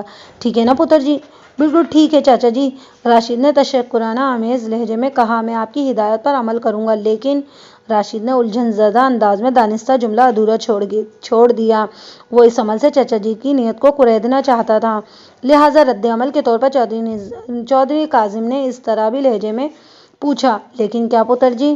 راشد نے ہچکچاتے ہوئے جواب دیا، چاچا جی، میرا ذہن اس بات میں الجھ رہا ہے کہ میرے اس عمل سے ارشد ضرور تشویش میں مبتلا ہو جائے گا اور میری دیکھا دیکھی وہ بھی ابا جی سے ایسی فرمائش کر سکتا ہے۔ اس صورت میں مجھے کیا کرنا ہوگا؟ اسے کرنے دو جو کرتا ہے، کاظم نے رازدانہ انداز میں کہا، تمہیں اس کی فکر کرنے کی کوئی ضرورت نہیں۔ ویسے میری نظر میں وہ ایک نامعقول لڑکا ہے، اگر اس نے تمہارا مقابلہ کرنے کی کوشش کی اور اس سلسلے میں کسی مدد کے لیے وہ میرے پاس آیا تو میں بڑی خوبصورتی سے اسے ٹال دوں گا۔ میری میری ساری ہمدردیاں تمہارے ساتھ ہیں۔ مجھے تمہارے چھوٹے بھائی ارشد کی کوئی پرواہ نہیں ہے۔ راشد گہری سوچ میں ڈوب گیا۔ ان کے درمیان مزید چند باتیں مختلف امور کے حوالے سے ہوئیں، پھر راشد اپنے چاچا جی سے رخصت لے کر جلال پور سے نوری آباد واپس آ گیا۔ ارشد اس کی واپسی کا بے چینی سے انتظار کر رہا تھا۔ وہ اسے تنہائی میں لے کر بیٹھ گیا۔ راشد نے شرافت اور دیانت داری کا مظاہرہ کرتے ہوئے چھوٹے بھائی کو منوان وہ سب کچھ بتا دیا جو جلال پور میں پیش آیا تھا۔ پوری بات سننے کے بعد ارشد نے گہری سنجیدگی سے کہا، میرا شک بالکل درست ثابت ہوا۔ ضرور ابا جی اور چاچا جی کے درمیان کوئی معاملہ طے شدہ ہے۔ تم کیا محسوس کرتے ہو راشد؟ مجھے بھی ایسا ہی لگتا ہے، راشد نے تائیدی انداز میں کہا۔ تم ایک کام کرو راشد، ارشد آئندہ پلاننگ کو واضح کرتے ہوئے بولا۔ تم تھوڑے تھوڑے وقفے سے جلال پور کے 2-3 چکر لگا لو، میں اس کے بعد ادھر کا رخ کرتا ہوں۔ دیکھتے ہیں چاچا جی مجھ سے کیا کہتے ہیں۔ ہاں یہ ٹھیک رہے گا، راشد نے اس بات میں گردن ہلائی۔ میں آج ہی ابا جی سے بات کرتا ہوں۔ ہاں یہ تو بہت ضروری ہے، ارشد نے تاکیدی لہجے میں کہا۔ تم پوری سنجیدگی سے اس مشن میں کود جاؤ، تھوڑے ہی دنوں میں نتائج سامنے آ جائیں گے۔ ایک بات کے لیے تم بالکل بے فکر رہنا۔ اس نے لمحاتی توقف کر کے ایک گہری سانس خارج کی، پھر اپنی بات مکمل کرتے ہوئے بولا، میں کسی بھی مرحلے پر تمہارے مقابلے پر کھڑا نہیں دکھائی دوں گا۔ یہ بات ہمارے درمیان پہلے ہی طے ہو چکی ہے۔ نزہت کے اصول والے معاملے میں مجھے ہارنا اور تمہیں جیتنا ہے۔ میں ابا جی پر یہی ظاہر کروں گا کہ مجھے زمین اور زمینداری سے کوئی لگاؤ یا دلچسپی نہیں ہے۔ البتہ چاچا جی کو ٹٹولنے کے لیے میں رسماً جلال پور کے 1-2 چکر ضرور لگاؤں گا آئندہ روز۔ راشد نے چودھری ناظم سے تنہائی میں ملاقات کی اور گہری سنجیدگی سے بولا، ابا جی میں نے کافی سوچ بچار کے بعد ایک فیصلہ کیا ہے۔ چودھری اپنے بڑے بیٹے کو دلچسپی سے دیکھنے لگا اور ٹھہرے ہوئے لہجے میں پوچھا، کیا فیصلہ کیا ہے پتر جی؟ ابا جی وہ ڈرامائی انداز میں اپنی بات آگے بڑھاتے ہوئے بولا، اس رات آپ نے ہم دونوں بھائیوں کو اپنے پاس بلا کر بات کی تھی، جس میں آپ نے وصیت کا خاص طور پر ذکر کیا ہے۔ مجھے نہیں پتا راشد آپ کا اعتماد حاصل کرنے کے لیے کیا کچھ کرے گا۔ اس کا معاملہ اس کے ساتھ میں نے جو فیصلہ کیا ہے اس سے ارشد کا کوئی تعلق واسطہ نہیں ہے۔ وہی تو میں جاننا چاہ رہا ہوں پتر جی، چودھری ناظم نے بڑے لسان سے کہا۔ یہ تو پتہ چلے گا آخر تم نے فیصلہ کیا کیا ہے۔ راشد نے ٹھہر کر نپے تلے الفاظ میں چودھری ناظم کو اپنے فیصلے سے آگاہ کر دیا۔ چودھری کا چہرہ خوشی سے کھل اٹھا۔ بات کے اختتام پر انہوں نے جذبات سے لبریز آواز میں کہا، شاباش پتر جی شاباش، مجھے تم سے یہی امید تھی۔ وہ بڑے واضح الفاظ میں بیٹے کو مکھن لگا رہے تھے۔ حالانکہ سچی بات تو یہ تھی کہ اسے راشد سے کبھی کسی ایسی امید تھی ہی نہیں۔ وہ سارا چمتکار تو کاظم کا تھا جو راشد پر محنت کرنے کے ساتھ ساتھ اپنے بڑے بھائی چودھری ناظم کو بھی رپورٹ پیش کر رہا تھا۔ بہرحال اگلے دن سے راشد نے کھیتوں کی طرف جانا شروع کر دیا۔ وہ اپنے باپ پر یہی ظاہر کر رہا تھا کہ خود کو منوانے کے لیے ایڑی چوٹی کا زور لگا رہا ہے، لیکن در حقیقت وہ جو کچھ بھی کر رہا تھا بادل ناخواستہ وہ نمائشی تھا۔ چند روز کے بعد ارشد نے جلال پور کا پھیرا لگایا، اپنے چاچا جی سے 1-2 بار ملاقات کی اور آ کر اپنے بڑے بھائی کو بتا دیا، راشد چاچا جی ڈبل چال چل رہے ہیں، میری نظر میں وہ دوغلے اور منافق ہیں، اور ظاہر ہے یہ سب کچھ ابا جی کے کہنے پر کر رہے ہیں۔ جانتے ہو انہوں نے رازدانہ انداز میں مجھ سے کیا کہا؟ میں نہیں جانتا، راشد نے نفی میں گردن ہلائی۔ بتاؤ کیا کہا انہوں نے؟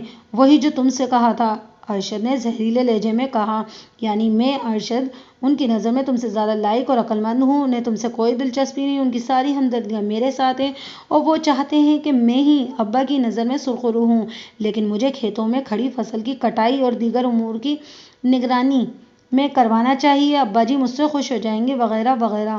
اوہ، راشد نے ایک گہری سانس خارج کرتے ہوئے حیرت سے دیکھا، یہ تو ہو بہو وہی الفاظ ہیں جو انہوں نے مجھ سے کہے تھے، تو اس کا مطلب ہے وہ تشویش بھرے انداز میں رکا اور پھر بولا، ابا جی کی ہدایت پر ان کے ساتھ مل کر چاچا جی ہم دونوں کے ساتھ ڈبل گیم کھیل رہے ہیں۔ راشد، ارشد نے اس کے چہرے پر نگاہ جماتے ہوئے دو ٹوک انداز میں کہا، ابا جی ڈبل گیم کھیلیں یا سنگل، مجھے اس کی قطعاً کوئی پرواہ نہیں ہے۔ میں نے تمہارے لیے میدان کھلا چھوڑ دیا ہے، تم اپنی کوششوں سے ابا جی کی نظر میں خود کو منوا لو، بس میں ہاتھ پاؤں ہلا کر خود کو نکما ثابت کرتا رہوں گا۔ لیکن وہ اچانک رکا، ایک گہری سانس خارج کی اور وارننگ دینے والے انداز میں بولا، لیکن راشد ہمارے درمیان جو کچھ طے ہو گیا ہے تم اسے بھولنے کی کوشش نہ کرنا، اس آزمائش میں جیتو گے تم ہی، لیکن تمہاری کامیابی کا پھل ہم دونوں مل بانٹ کر کھائیں گے۔ ہاں ہاں بالکل، یہ تو طے ہے ارشد، وہ گہری سنجیدگی سے بولا، اس سلسلے میں تم فکر نہ کرو، میں تمہیں شکایت کا موقع نہیں دوں گا۔ چند روز خیر و عافیت اور امن و امان سے گزر گئے، سب کچھ پروگرام کے مطابق عمل میں آ رہا تھا۔ نوری آباد کی فضا میں ایک دلدوز دھماکہ ہوا۔ ایک بری خبر نے اچانک نوری آباد کے باسیوں کو افسردہ کر دیا۔ ارشد کو کسی نے قتل کر دیا تھا۔ اس واقعے کی اطلاع ملتے ہی میں جائے واردات پر پہنچ گیا۔ جائے وقوع پر کھیتوں کے وسیع و عریض سلسلے کے درمیان وہ حصہ تھا جہاں فصل کی کٹائی مکمل ہو چکی تھی اور کٹی ہوئی فصل بنڈلوں کی صورت میں ایک بڑے انبار میں وہاں موجود تھی۔ ارشد کی لاش اسی انبار کی اوٹ میں پڑی تھی۔ یہ نوری آباد کا دوسرا رخ تھا، یعنی اگر گاؤں سے نکل کر کھیتوں کی طرف آئیں تو پہلے وہ فصل کا بلند ڈھیر نظر آتا تھا جس کے عقب میں ارشد کی لاش پائی گئی تھی۔ اس کے بعد تحت نگاہ کھیتوں کا سلسلہ دکھائی دیتا تھا۔ جب میں جائے وقوع پر پہنچا تو وہاں درجن بھر سے زیادہ افراد جمع تھے، جن میں راشد بھی شامل تھا۔ البتہ چودھری ناظم مجھے کہیں نظر نہ آیا۔ میں پہلے کمر سے جھک کر اور پھر اکڑو بیٹھ کر ارشد کی لاش کا معائنہ کرنے لگا۔ اس کے بدن پر موسم کی مناسبت سے سادہ لباس تھا جو سینے کے مقام سے سرخ ہو رہا تھا، اور یہ سرخی اس کے اپنے ہی خون کی تھی۔ اس کے سینے میں ایک خطرناک خنجر دستے تک پیوست تھا۔ اس کی لاش ایک نظر دیکھتے ہی مجھے اندازہ ہو گیا، بلکہ یقین ہو گیا کہ زندگی اس سے روٹ کر کہیں بہت دور جا چکی ہے۔ لاش کے ابتدائی معائنے اور اس کے بدن پر لباس پر لگے خون کی حالت کو دیکھ کر مجھے یہ سمجھنے میں کوئی دشواری نہیں ہوئی کہ قتل کی واردات رات کے آخری پہر یا زیادہ سے زیادہ آدھی رات کے وقت پیش آئی ہوگی۔ میں نے بغور زمین کا معائنہ بھی کیا جہاں ارشد کی لاش پڑی ہوئی تھی۔ وہاں مجھے کسی قسم کی افراتفری کے آثار نظر نہ آئے۔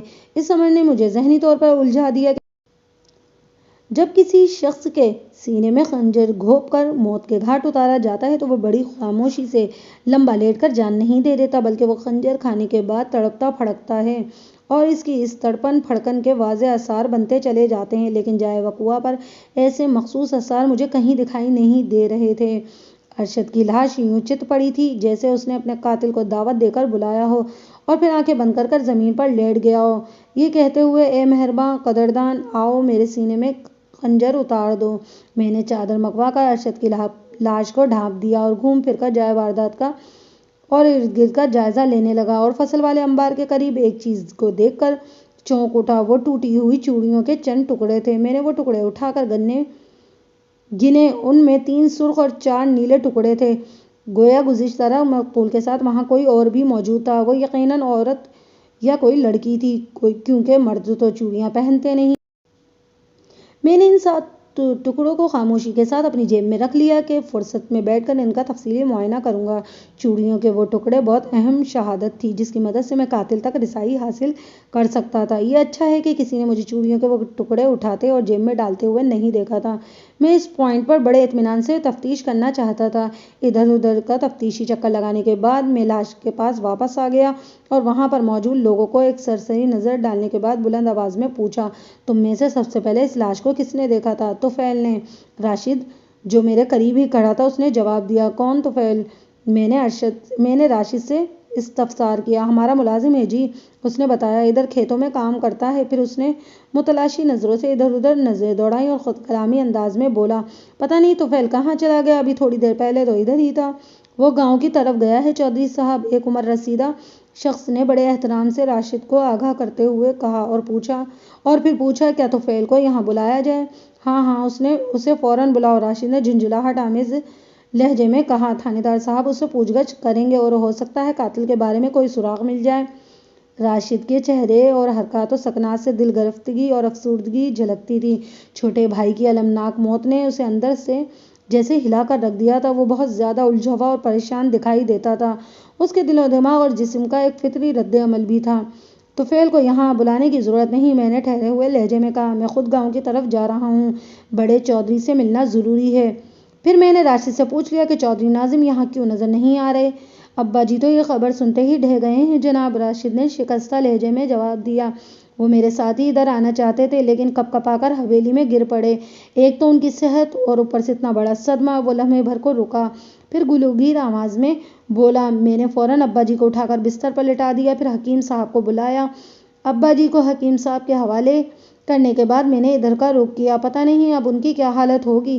اس وقت تک مجھے بالکل خبر نہیں تھی کہ چودھری ناظم اور چودھری کاظم نے راشد اور ارشد کو سدھارنے کے لیے کیا پروگرام ترتیب دے رکھا تھا، اور یہ کہ ان دونوں بھائیوں نے حالات سے نمٹنے کے لیے کیا حکمت عملی بنا رکھی تھی۔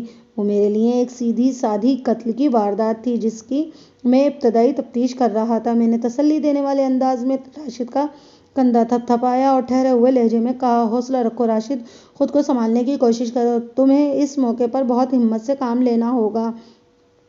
میں تمہارے ساتھ حویلی چلوں گا، بس ذرا تمہارے بھائی کی لاش کا بندوبست کر لوں۔ بندوبست؟ اس نے الجھن زدہ نظر سے میری طرف دیکھا۔ اب ارشد کی لاش کے ساتھ کیا کرنا چاہتے ہیں؟ موقع کی کارروائی اس وقت مکمل ہوگی برخودار جب میں مقتول کی لاش پوسٹ مارٹم کے لیے سرکاری اسپتال بھجواؤں گا، میں نے نرم لہجے میں وضاحت کرتے ہوئے کہا۔ اس کام کے بعد ہی ہم حویلی جا سکیں گے۔ Post mortem?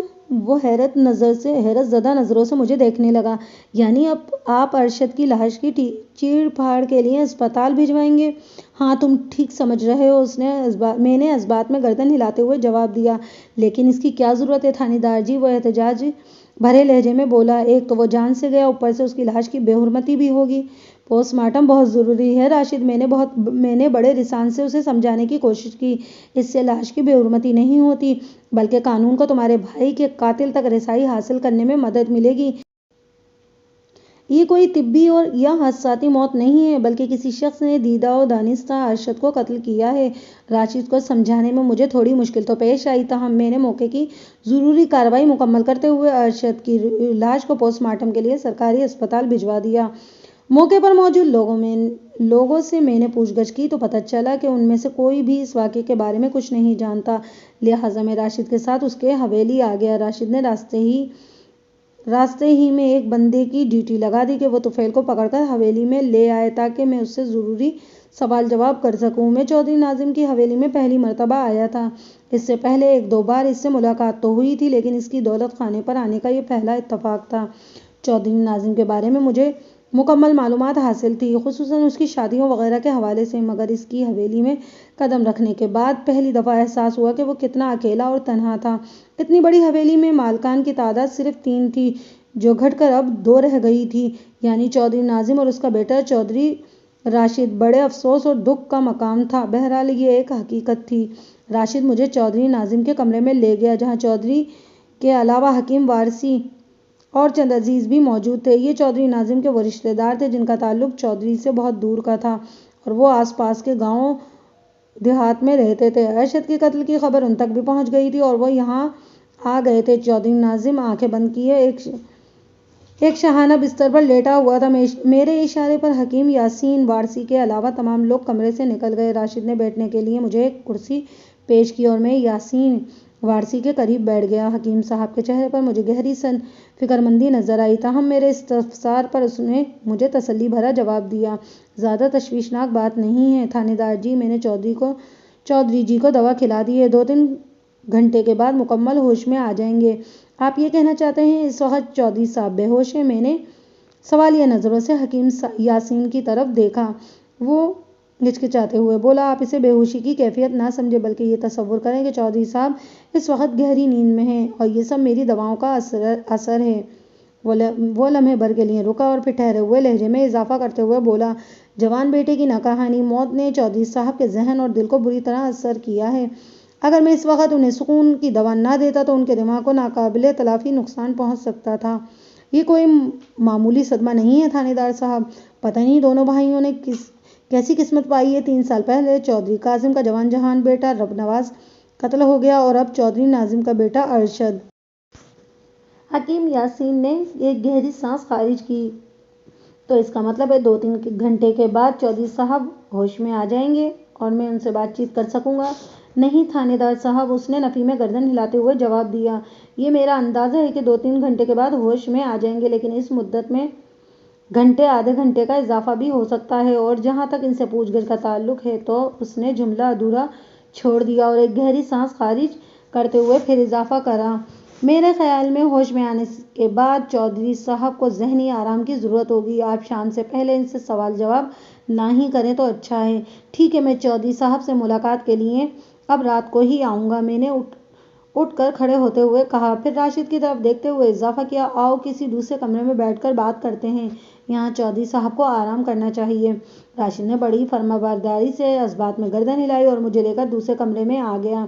اسی لمحے راشد کے بھیجے ہوئے بندے طفیل کو بھی حویلی پہنچا دیا گیا۔ میں چودھری راشد کو چھوڑ کر طفیل کی طرف متوجہ ہوا۔ طفیل کی عمر 25 اور 30 کے درمیان رہی ہوگی۔ پست قد اور رنگ گندمی اور دبلا پتلا ہونے کے باوجود بھی چہرے مہرے سے محنتی اور جفاکش نظر آتا تھا۔ رسمی کلامات کے بعد اصل موضوع کی طرف آ گیا اور اس سے چودھری ارشد کی لاش کی دریافت کے بارے میں سوال کیا۔ طفیل ان کھیت مزدوروں میں سے ایک تھا جو ان دنوں فصل کی کٹائی میں مصروف تھے۔ کٹائی کا کام اب تقریباً مکمل ہونے والا تھا۔ صرف 2-3 کھیتوں میں فصل کھڑی نظر آتی تھی جو کٹنے والی تھی۔ راشد نے بڑی ذمہ داری کا ثبوت دیتے ہوئے کام کو تقریباً نپٹا دیا تھا۔ طفیل نے میرے سوال کا جواب میں بتایا، جناب میں تو روزانہ کی طرح آج بھی اپنی دراتی اٹھا کر کھیتوں میں گیا تھا، بس 1 دن ہی کا کام باقی رہ گیا تھا، اسی لیے میں آج صبح کچھ زیادہ جلدی گھر سے نکل گیا تھا۔ مجھے کیا پتا تھا وہاں چھوٹے چودھری جی کی لاش دیکھنے کو مل جائے گی۔ وہ بھررائی ہوئی آواز میں اپنا جملہ ادھورا چھوڑا تو میں نے پوچھا، فصل کٹائی کے لیے تمہارے علاوہ بھی کچھ لوگ کھیتوں میں کام کر رہے تھے کیا آج صبح وہ تمہارے ساتھ نہیں گئے تھے؟ آپ بالکل ٹھیک کہہ رہے ہیں تھانے دار جی، وہ بڑے لسان سے بولا۔ آج کل ہم کل 6 بندے فصل کٹائی میں لگے ہوئے ہیں، لیکن میری ہمیشہ سے یہ عادت ہے کہ گھر سے اکیلا ہی نکلتا ہوں، کبھی ان سے پہلے اور کبھی بعد میں کھیتوں میں پہنچتا ہوں۔ آج میں چونکہ خاصا جلدی گھر سے نکلا تھا، اس لیے ریاست منظور صدیق معراج اور ساجد سے پہلے ہی وہاں پہنچ گیا۔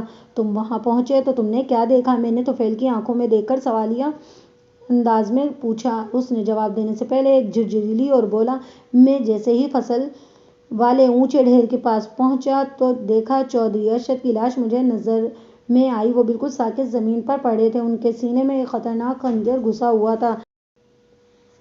جسم سے نکلنے والے خون نے ان کے کپڑوں کو بھی بھگو دیا تھا۔ میں یہ منظر دیکھ کر ڈر گیا، سچ پوچھیں تو میرے دماغ نے کام کرنا ہی چھوڑ دیا تھا۔ میں تو سوچ بھی نہیں سکتا تھا کہ چھوٹے چودھری جی کو یوں موت کے گھاٹ اتار دیا جائے گا۔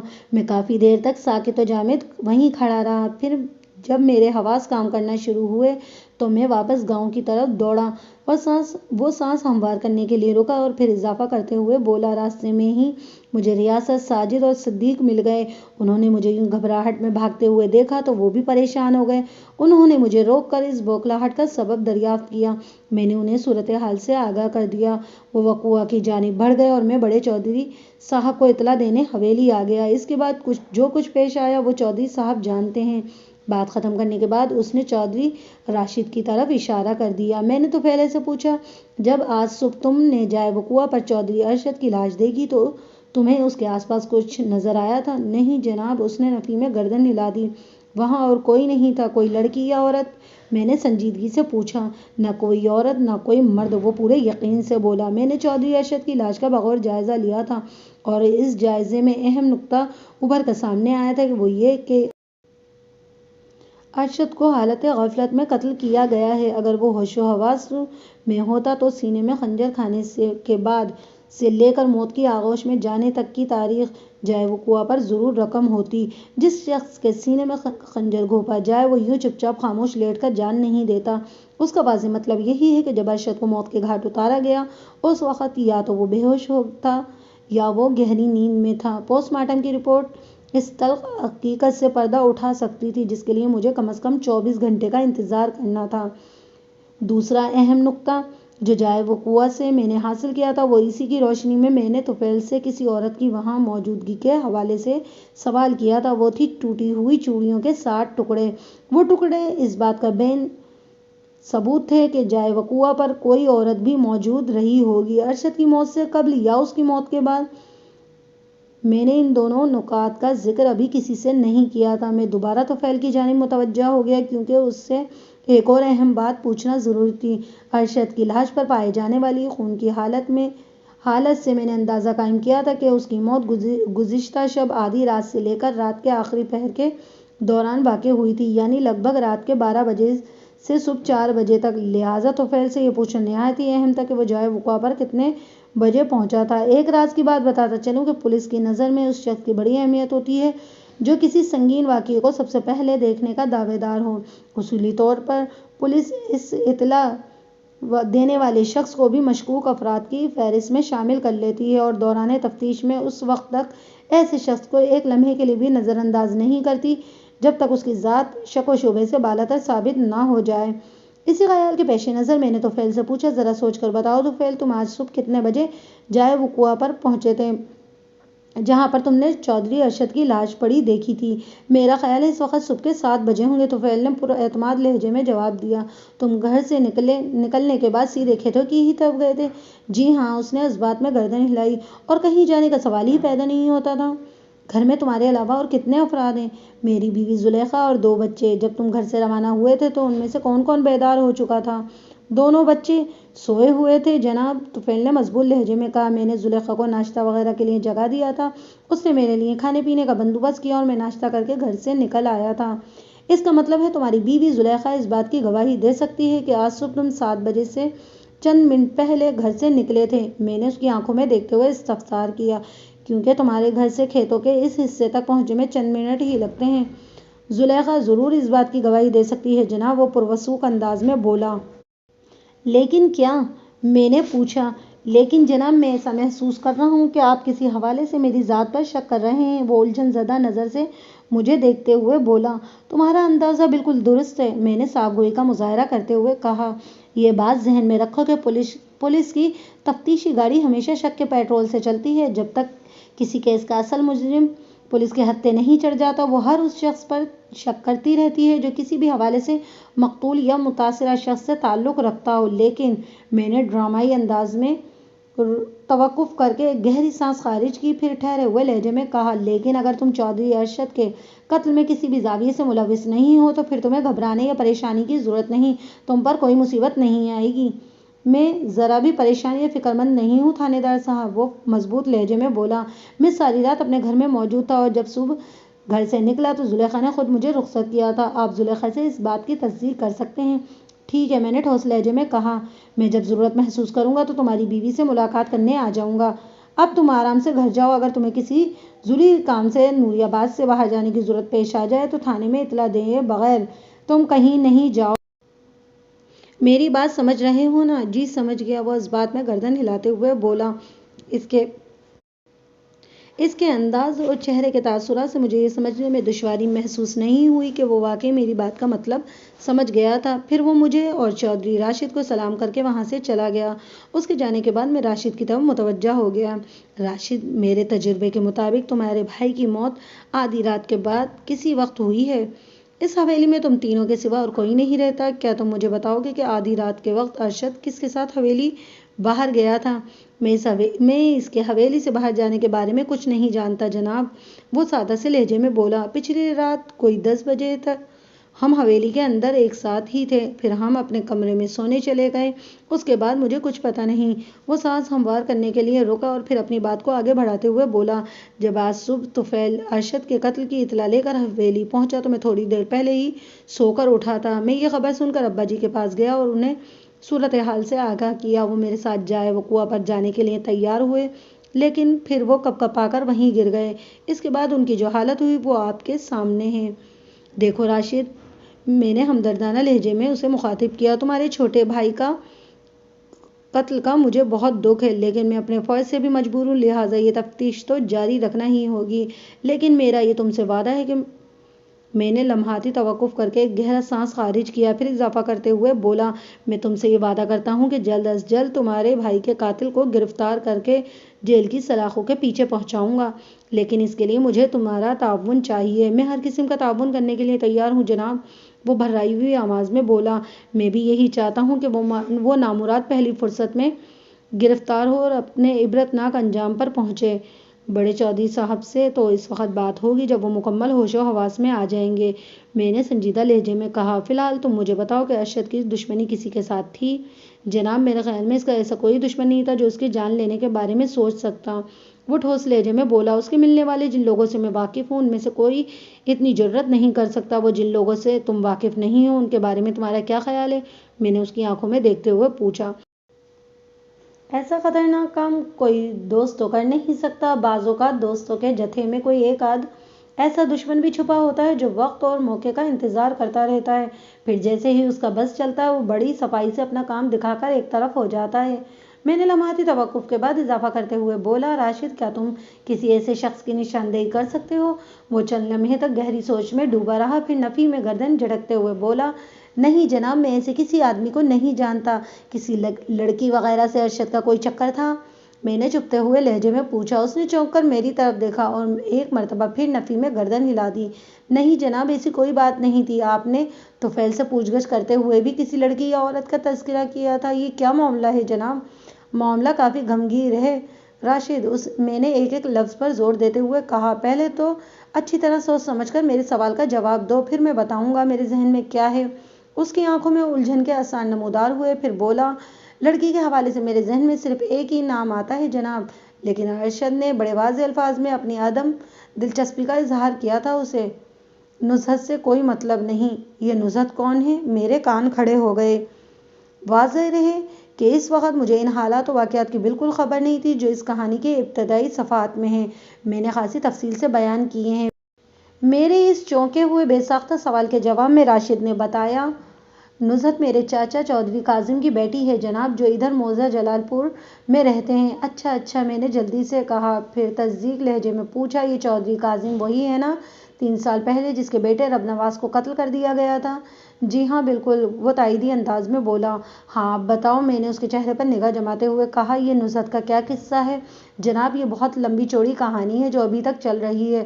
وہ ایک گہری سانس خارج کرتے ہوئے بولا، بلکہ یوں سمجھیں یہ ایک دلچسپ کھیل ہے جس میں ابا جی کے علاوہ میرے مطابق چاچا جی بھی شامل تھے۔ اگر میں نے یہ قصہ شروع کر دیا تو سنتے سنتے آپ کو شام ہو جائے گی۔ تم وقت اور میری ہمت و برداشت کی پرواہ نہ کرو راشد، میں نے گہری سنجیدگی سے کہا۔ میں مختصر اور طویل کہانیاں سننے کا عادی ہوں اور ان میں سے کام کی باتوں کو الگ کرنے کا میرا وسیع تجربہ ہے۔ اس لیے میں نے تھوڑا توقف کیا اور پھر اپنی بات مکمل کرتے ہوئے بولا، اس لیے تم اللہ کا نام لے کر شروع ہو جاؤ۔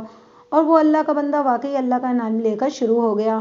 آئندہ 1 گھنٹے میں راشد نے مجھے اس ڈرامے کی حقیقت کا تفصیلاً آگاہ کر دیا جس کی بنیاد پر اس نے اس کہانی کا آغاز کیا تھا۔ یہاں پر ایک بات کا میں اضافہ کرتا چلوں کہ بعد ازاں جب میری اس موضوع پر چودھری کاظم اور چودھری ناظم سے ملاقات اور بات چیت ہوئی تو پلاٹ کے معمولی سے فرق کے ساتھ انہوں نے چودھری راشد کے بیان کی تصدیق کر دی تھی۔ اپنی بات کے اختتام پر اس نے مجھے مخاطب کرتے ہوئے کہا کہ ملک صاحب اب آپ پر بھی لازم ہے کہ میرے سوال کا جواب دیں۔ بالکل لازم ہے، میں نے اتفاق کرتے ہوئے کہا۔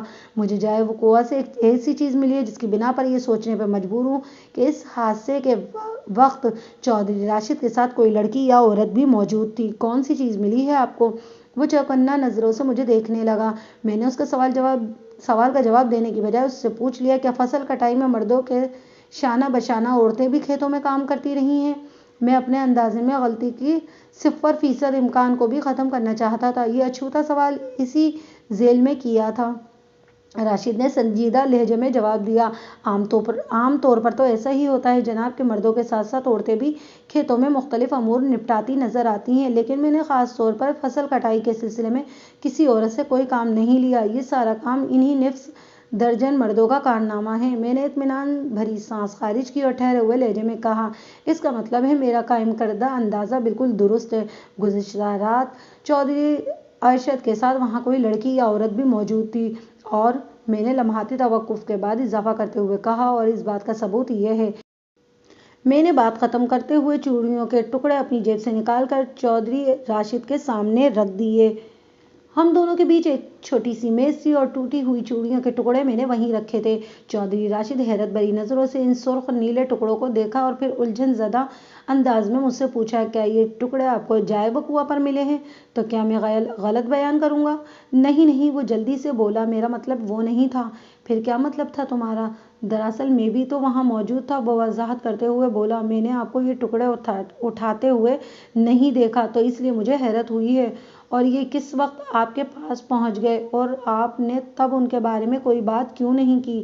جائے واردات پر درجن بھر افراد موجود تھے، میں نے نیلے اور سرخ ٹکڑوں کو جوڑنے کی کوشش کرتے ہوئے کہا۔ اس قسم کے معاملات مجمع میں نہیں بلکہ تنہائی میں اٹھائے جاتے ہیں، بصورت دیگر تفتیش کی راہ میں رکاوٹ پیدا ہونے کے امکان روشن ہو جاتے ہیں۔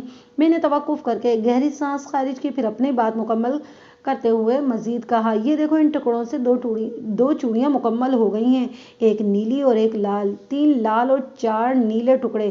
یہ کہانی سناتے ہیں کہ دونوں چوڑیاں جائے وقوع پر ہی ٹوٹی تھیں۔ مطلب جائے وقوع پر پچھلی رات چودھری ارشد کے ساتھ کوئی لڑکی یا عورت بھی موجود تھی جس نے اپنی کلائی میں نیلی اور لال رنگ کی چوڑیاں پہن رکھی تھیں۔ اب تو تم میری بات کو پوری وضاحت کے ساتھ سمجھ گئے ہوگے چودھری راشد۔ وہ گمگیر سوچ میں ڈوب گیا، پھر الجھن زدہ انداز میں بولا، مجھے اچھی طرح پتا ہے کہ ارشد کا کسی لڑکی یا عورت کے ساتھ کوئی چکر نہیں ہے، اور جہاں تک نزہت کا تعلق ہے تو اول تو وہ ارشد کو پسند ہی نہیں کرتی۔ اگر ان کی پسندیدگی کو فرض کر بھی لیں تو یہ ممکن نہیں کہ وہ آدھی رات کو جلال پور سے نوری آباد آئے گی۔ وہ لمحاتی توقف کے بعد نفی میں گردن جھٹکتے ہوئے بولا، نزہت کسی بھی قیمت پر یہاں ارشد کے پاس نہیں آ سکتی، کبھی نہیں۔ تو پھر وہ کوئی دوسری لڑکی ہوگی؟ ہاں یہ ہو سکتا ہے، وہ اس بات میں گردن ہلاتے ہوئے بولا، لیکن کون؟ وہ جو کوئی بھی تھی، میں بہت جلد اس تک پہنچ جاؤں گا، میں نے ٹھوس لہجے میں کہا، کیونکہ وہی مجھے بتا سکتی ہے کہ پچھلی رات ادھر کھیتوں میں چودھری ارشد کے ساتھ کیا واقعہ پیش آیا ہے۔ میں بھی یہی چاہوں گا کہ آپ جلد سے جلد اس لڑکی تک پہنچ جائیں۔ وہ گہری سنجیدگی سے بولا، اس سلسلے میں اگر میں کچھ کر سکتا ہوں تو حکم کریں ملک صاحب۔ تمہارے لیے اگر کوئی کام نکلا تو میں ضرور بتاؤں گا، میں نے سرسری انداز میں کہا۔ فی الحال تم یہ بتاؤ، نزہت کس کو پسند کرتی ہے؟ جی؟ اس کے چہرے پر ایک رنگ سا آ کر گزر گیا۔ میں نے آنکھوں میں دیکھتے ہوئے سوال کیا، تم نے تھوڑی دیر پہلے بتایا کہ نزہت ارشد کو پسند نہیں کرتی تھی۔ وہ کسی بھی قیمت پر ارشد کے پاس نہیں آ سکتی، اس کا واضح مطلب ہے کہ تم جانتے ہو نزہت کو کس کو پسند کرتی ہے؟ وہ بری طرح گڑبڑا گیا، پھر لنگڑی وضاحت کرتے ہوئے بولا، جی یہ تو مجھے نہیں پتا کہ نزہت کس کو پسند کرتی ہے، لیکن میں نے کبھی اس کے منہ سے ارشد کی تعریف نہیں سنی، اور چاچا جی کی نظر میں بھی ارشد کا ریکارڈ تسلی بخش نہیں ہے۔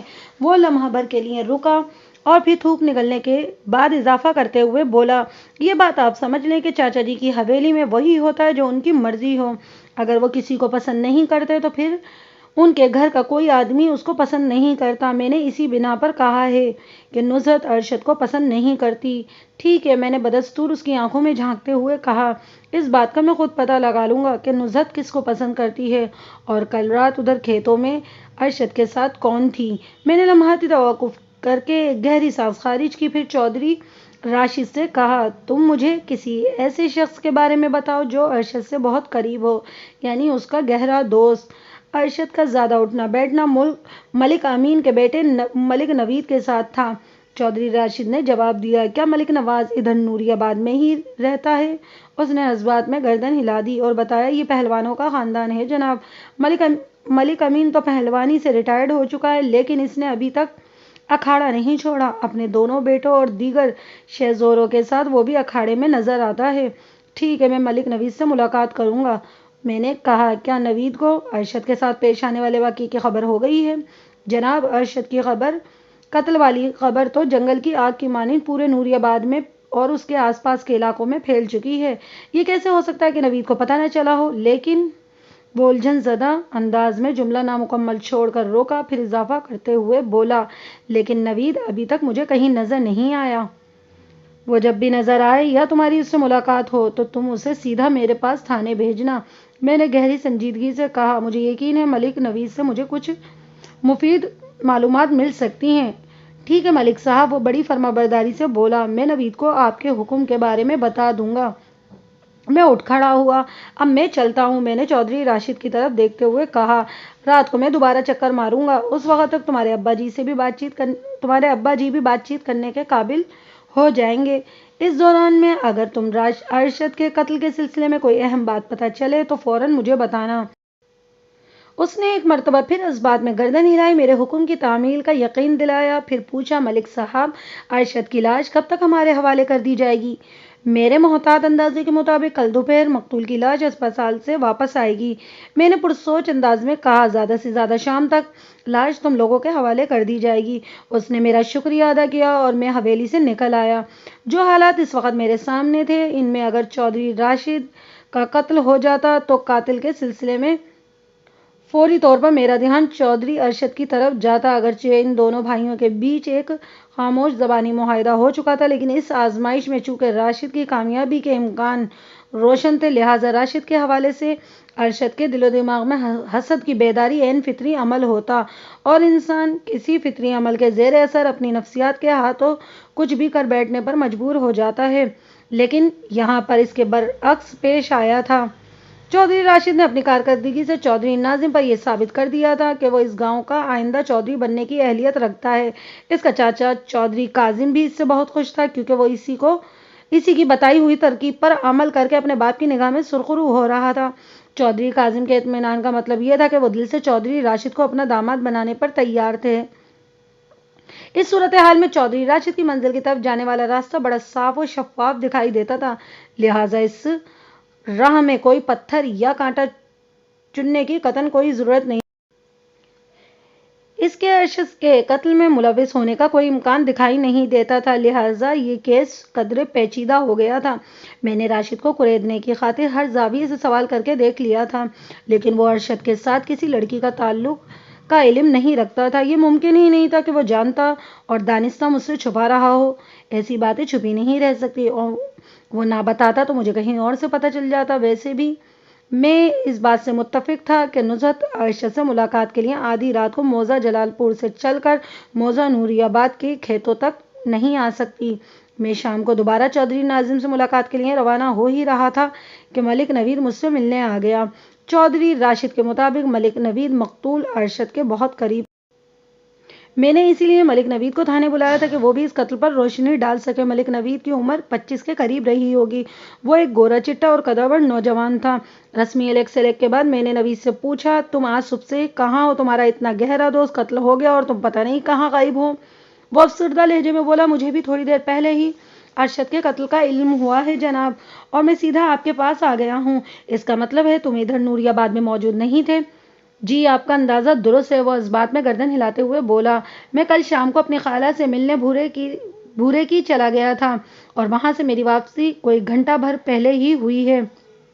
بھورے کی نامی وہ چھوٹا سا گاؤں موضع نوری آباد سے لگ بھگ 6 میل کے فاصلے پر جنوب میں واقع تھا، جہاں نوید کے مطابق اس کی خالہ اور خالو رہتے تھے۔ میں نے نوید کی ذات کو شک سے باہر لانے کی غرض سے پوچھا، تم کل شام کتنے بجے یہاں سے روانہ ہوئے تھے؟ وہ عصر کے بعد کا وقت تھا، اس نے پراعتماد لہجے میں کہا۔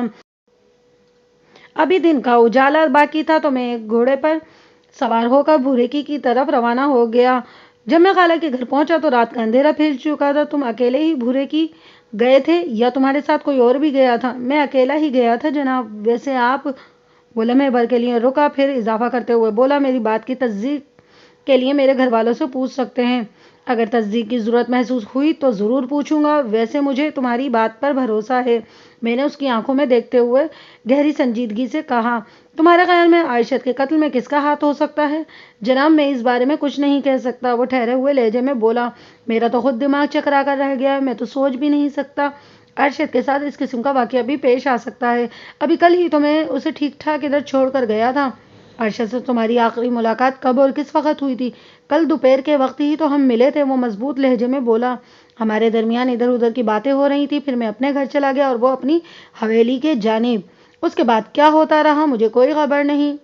تمہارے جانے کے بعد یہاں جو کچھ ہوتا رہا ہے اس کی خبر یہ ہے کہ پچھلی رات آدھی رات کے بعد کسی ظالم نے تمہارے دوست چودھری ارشد کے سینے میں خنجر گھونپ کر موت کی نیند سلا دیا، اور یہ واقعہ کھیتوں کے اس حصے میں پیش آیا جہاں کٹی ہوئی فصل کے انبار لگے ہوئے تھے۔ اور میری اپنی تحقیق کے مطابق میں سانس ہموار کرنے کے لیے رکا اور پھر اضافہ کرتے ہوئے بولا، جب تمہاری دوست کو موت کے گھاٹ اتارا جا رہا تھا تو اس کے ساتھ کوئی لڑکی یا عورت بھی تھی۔ یہ آپ کیا کہہ رہے ہیں جناب؟ وہ حیرت بھری نظروں سے مجھے دیکھنے لگا۔ میں بالکل ٹھیک کہہ رہا ہوں ملک نوید، میں نے ایک ایک لفظ پر زور دیتے ہوئے کہا۔ مجھے جائے وقوع سے چند ایسے شواہد ملے ہیں جس سے پتہ چلتا ہے کہ ارشد کے ساتھ کوئی لڑکی یا عورت موجود تھی۔ مجھے یقین نہیں آ رہا، وہ تعجب خیز لہجے میں بولا۔ یہ بھی تو ہو سکتا ہے کہ دن میں کسی لڑکی یا عورت کی ادھر سے گزر ہوا ہو اور یہ چوڑی والے ٹکڑے اسی کے ہوں۔ اس بات کے امکان نہ ہونے کے برابر ہے، میں نے ٹھہرے ہوئے لہجے میں کہا۔ اسی سلسلے میں نے چودھری راشد سے مکمل پوچھ گچھ کر لی ہے۔ اس فصل کی کٹائی کے دوران کوئی لڑکی یا عورت کھیتوں میں نہیں گئی۔ اب تم مجھے بتاؤ کہ میں ایک مرتبہ پھر تھوڑا رکا، اس کے بعد اضافہ کرتے ہوئے بولا، ایسی لڑکی اور عورت کون ہو سکتی ہے جو چودھری ارشد کے اتنے قریب ہو کہ آدھی رات کو اس کے ساتھ ادھر کھیتوں میں پہنچ جائے؟ ملک صاحب، میں آپ کی بات کو جھٹلا تو نہیں رہا، لیکن اتنا ضرور کہوں گا، جائے وقوع سے چوڑیوں کے ٹکڑے ملنے کا مطلب ہرگز نہیں کہ وہاں کوئی لڑکی یا عورت بھی گئی ہو۔ اس نے گہری سنجیدگی سے کہا، پھر تمہارے ذہن میں اس کا کیا مطلب ہو سکتا ہے؟ میں نے اس کی آنکھوں میں جھانکتے ہوئے کہا۔ نوید کی آنکھوں سے ذہانت ٹپکتی تھی۔ وہ اپنی عمر سے زیادہ گہرا اور سمجھدار نظر آتا تھا۔ وہ ٹھہرے ہوئے اور مستحکم لہجے میں بولا، ملک صاحب، یہ بھی تو ہو سکتا ہے قاتل نے کیس کا رخ کسی اور جانب موڑنے کے لیے وقوع پر چوڑیوں کے ٹکڑے پھینک دیے ہوں۔ ہاں، اس امکان کو نظر انداز نہیں کیا جا سکتا، میں نے صاف گوئی کا مظاہرہ کرتے ہوئے بولا۔ یہ بات میرے بھی ذہن میں تھی، اسی لیے میں نے تمہیں یہ کہا کہ اس بات کے امکانات نہ ہونے کے برابر ہیں اور اگر تم اس امر کی نشاندہی نہ کرتے تو میں خود ہی اس طرف آنے والا تھا۔ بہرحال میں نے لمحاتی توقف کی اور ایک گہری سانس خارج کی، پھر اپنی بات مکمل کرتے ہوئے کہا، بہرحال اگر قاتل پولیس کو گمراہ کرنے کے لیے اس قسم کا کوئی تاثر دینا بھی چاہتا تھا تو اس امر کی جانب اشارہ ہے کہ کوئی نہ کوئی لڑکی چودھری ارشد کے قریب یا وہ خود کسی نہ کسی لڑکی کے قریب ضرور تھا، اور یہ بات تم سے زیادہ بہتر اور کوئی نہیں جان سکتا۔ ہماری دوستی کا تعلق کئی سال ہو گئے ہیں ملک صاحب، اس نے غمگین لہجے میں کہا۔ میں جانتا ہوں چودھری ارشد کے کسی لڑکی یا عورت سے اس قسم کی وابستگی نہیں رہی کہ آدھی رات کے وقت وہ کھیتوں میں اس سے ملنے جاتا۔ اگر کوئی ایسی بات ہوتی تو وہ مجھے ضرور بتاتا، لیکن وہ بولتے بولتے اچانک خاموش ہو گیا، جیسے کسی خاص معاملے نے اس کی زبان کو بریک لگا دیا ہو۔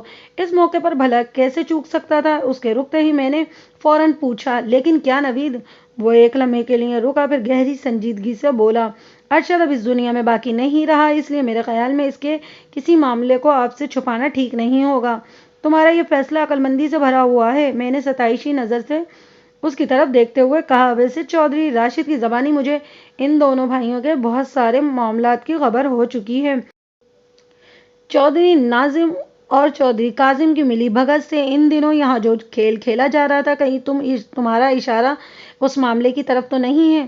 اس کے چہرے پر ایک رنگ سا آ کر گزر گیا، پہلو بدلتے ہوئے جلدی سے بولا، یہ اچھا ہوا آپ یہ سب جان چکے ہیں، اب مجھے اپنی بات کہنے میں آسانی رہے گی۔ میرا اشارہ اسی معاملے کے ایک خاص پہلو پر ہے۔ کون سا پہلو؟ میں نے تیز لہجے میں پوچھا۔ اس امر کی وضاحت بھی تو ہونی چاہیے۔ ضرور ضرور، وہ اس بات میں گردن ہلاتے ہوئے بولا، چودھری ناظم اور ان کے چھوٹے بھائی چودھری کاظم کی ترکیب اگر آپ کے علم میں آ چکی ہے تو اس کہانی میں کہیں نزہت نامی کسی لڑکی کا بھی ذکر ہوگا۔ اتنا کہہ کر وہ سوالیہ نظروں سے میری جانب دیکھنے لگا۔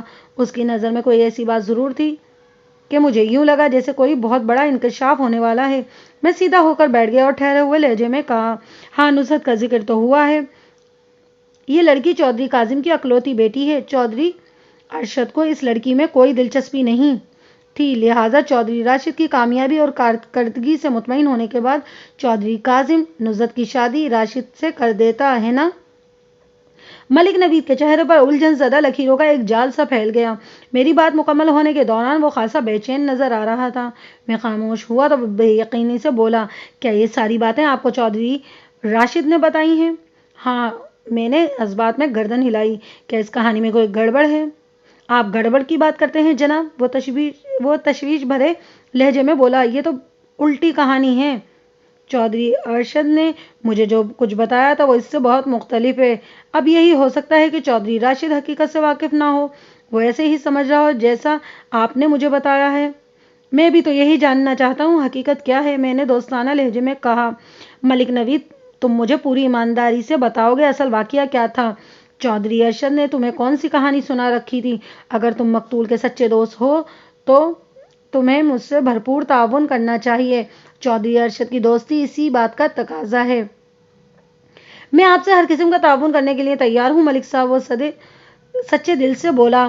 آپ پوچھیں، مجھ سے کیا پوچھنا چاہتے ہیں؟ میں اس معاملے کی حقیقت تک جاننا چاہتا ہوں نوید، تاکہ چودھری ارشد کے قاتل کو جلد از جلد گرفتار کر سکوں، میں نے ایک ایک لفظ پر زور دیتے ہوئے کہا۔ اسی لیے سب سے پہلے تم مجھے وہ بتاؤ جو مقتول نے تمہیں بتا رکھا ہے اور وہ چودھری راشد کی سنائی ہوئی کہانی سے تمہیں خاصا مختلف نظر آتا ہے۔ ملک نوید نے ایک گہری سانس خارج کی اور پھر بولا، ملک صاحب، پچھلے چند دنوں سے یہاں نوری آباد میں جو کھیل کھیلا جا رہا ہے، بلکہ کھیلا جا رہا تھا، اس سے آپ واقف ہو ہی چکے ہیں۔ کس طرح چودھری ناظم اور چودھری کاظم نے باہمی پروگرام سے دونوں بھائیوں کو راہ راست پر لانے کی ترکیب کی، وہ آپ کے سامنے ہے۔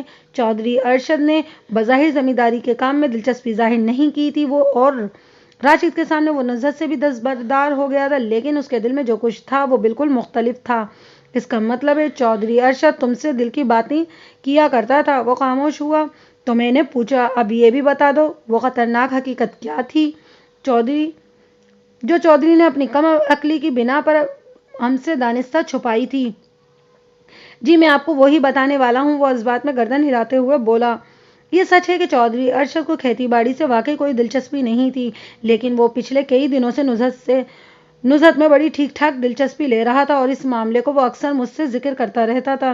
دراصل اس کی دلچسپی کا ایک سبب تھا۔ وہ لمحے بھر کے لیے سانس لینے کو تھما تو میں نے اس سے کوئی سوال نہیں کیا، بلکہ بڑی توجہ کے ساتھ اس کی آنکھوں میں دیکھتا رہا۔ وہ لمحاتی توقف کے بعد ٹھہرے ہوئے لہجے میں اضافہ کرتے ہوئے بولا، وہ سبب خود نزہت تھی۔ ویسے تو راشد اور ارشد دونوں ہی گاہے بگاہے اپنے چچا جی سے ملنے جلال پور کے چکر لگاتے رہتے تھے، لیکن دونوں کے ذہن میں پلنے والا مشن جدا جدا تھا۔ راشد اپنے چچا جی کی ہدایت پر جان توڑ عمل کر رہا تھا، اور اس کا یہ خیال تھا کہ اگر چودھری کاظم اس سے خوش ہو گیا تو اس کے بارے نعرے ہو جائیں گے۔ چودھری ناظم اسے نوری آباد کی چودراہٹ سونپ دے گا اور چودھری کاظم اپنی بیٹی کو اس سے بیاہ دے گا، اور انہی خیالات کی دھن میں پورا دن کھیتوں میں موجود رہ کر فصل کٹائی اپنی نگرانی میں کروا رہا تھا، جبکہ چودھری ارشد کی منصوبہ بندی قدرے مختلف تھی۔ وہ سانس ہموار کرنے کے لیے رکا، پھر اضافہ کرتے ہوئے بولا، چودھری ارشد نے مجھے بتایا تھا کہ اس نے بڑے بھائی کو یہی تاثر دیا ہے کہ نزہت سے اسے کوئی مطلب نہیں، لیکن در حقیقت اس کی ساری توجہ نزہت پر ہی تھی، کیونکہ وہ اسے پسند کرتی تھی۔ راشد کی قدر و قیمت چودھری کاظم کی نظر میں ضرور ہوگی، لیکن نزہت اسے ایک بھائی سے زیادہ کچھ نہیں سمجھتی تھی۔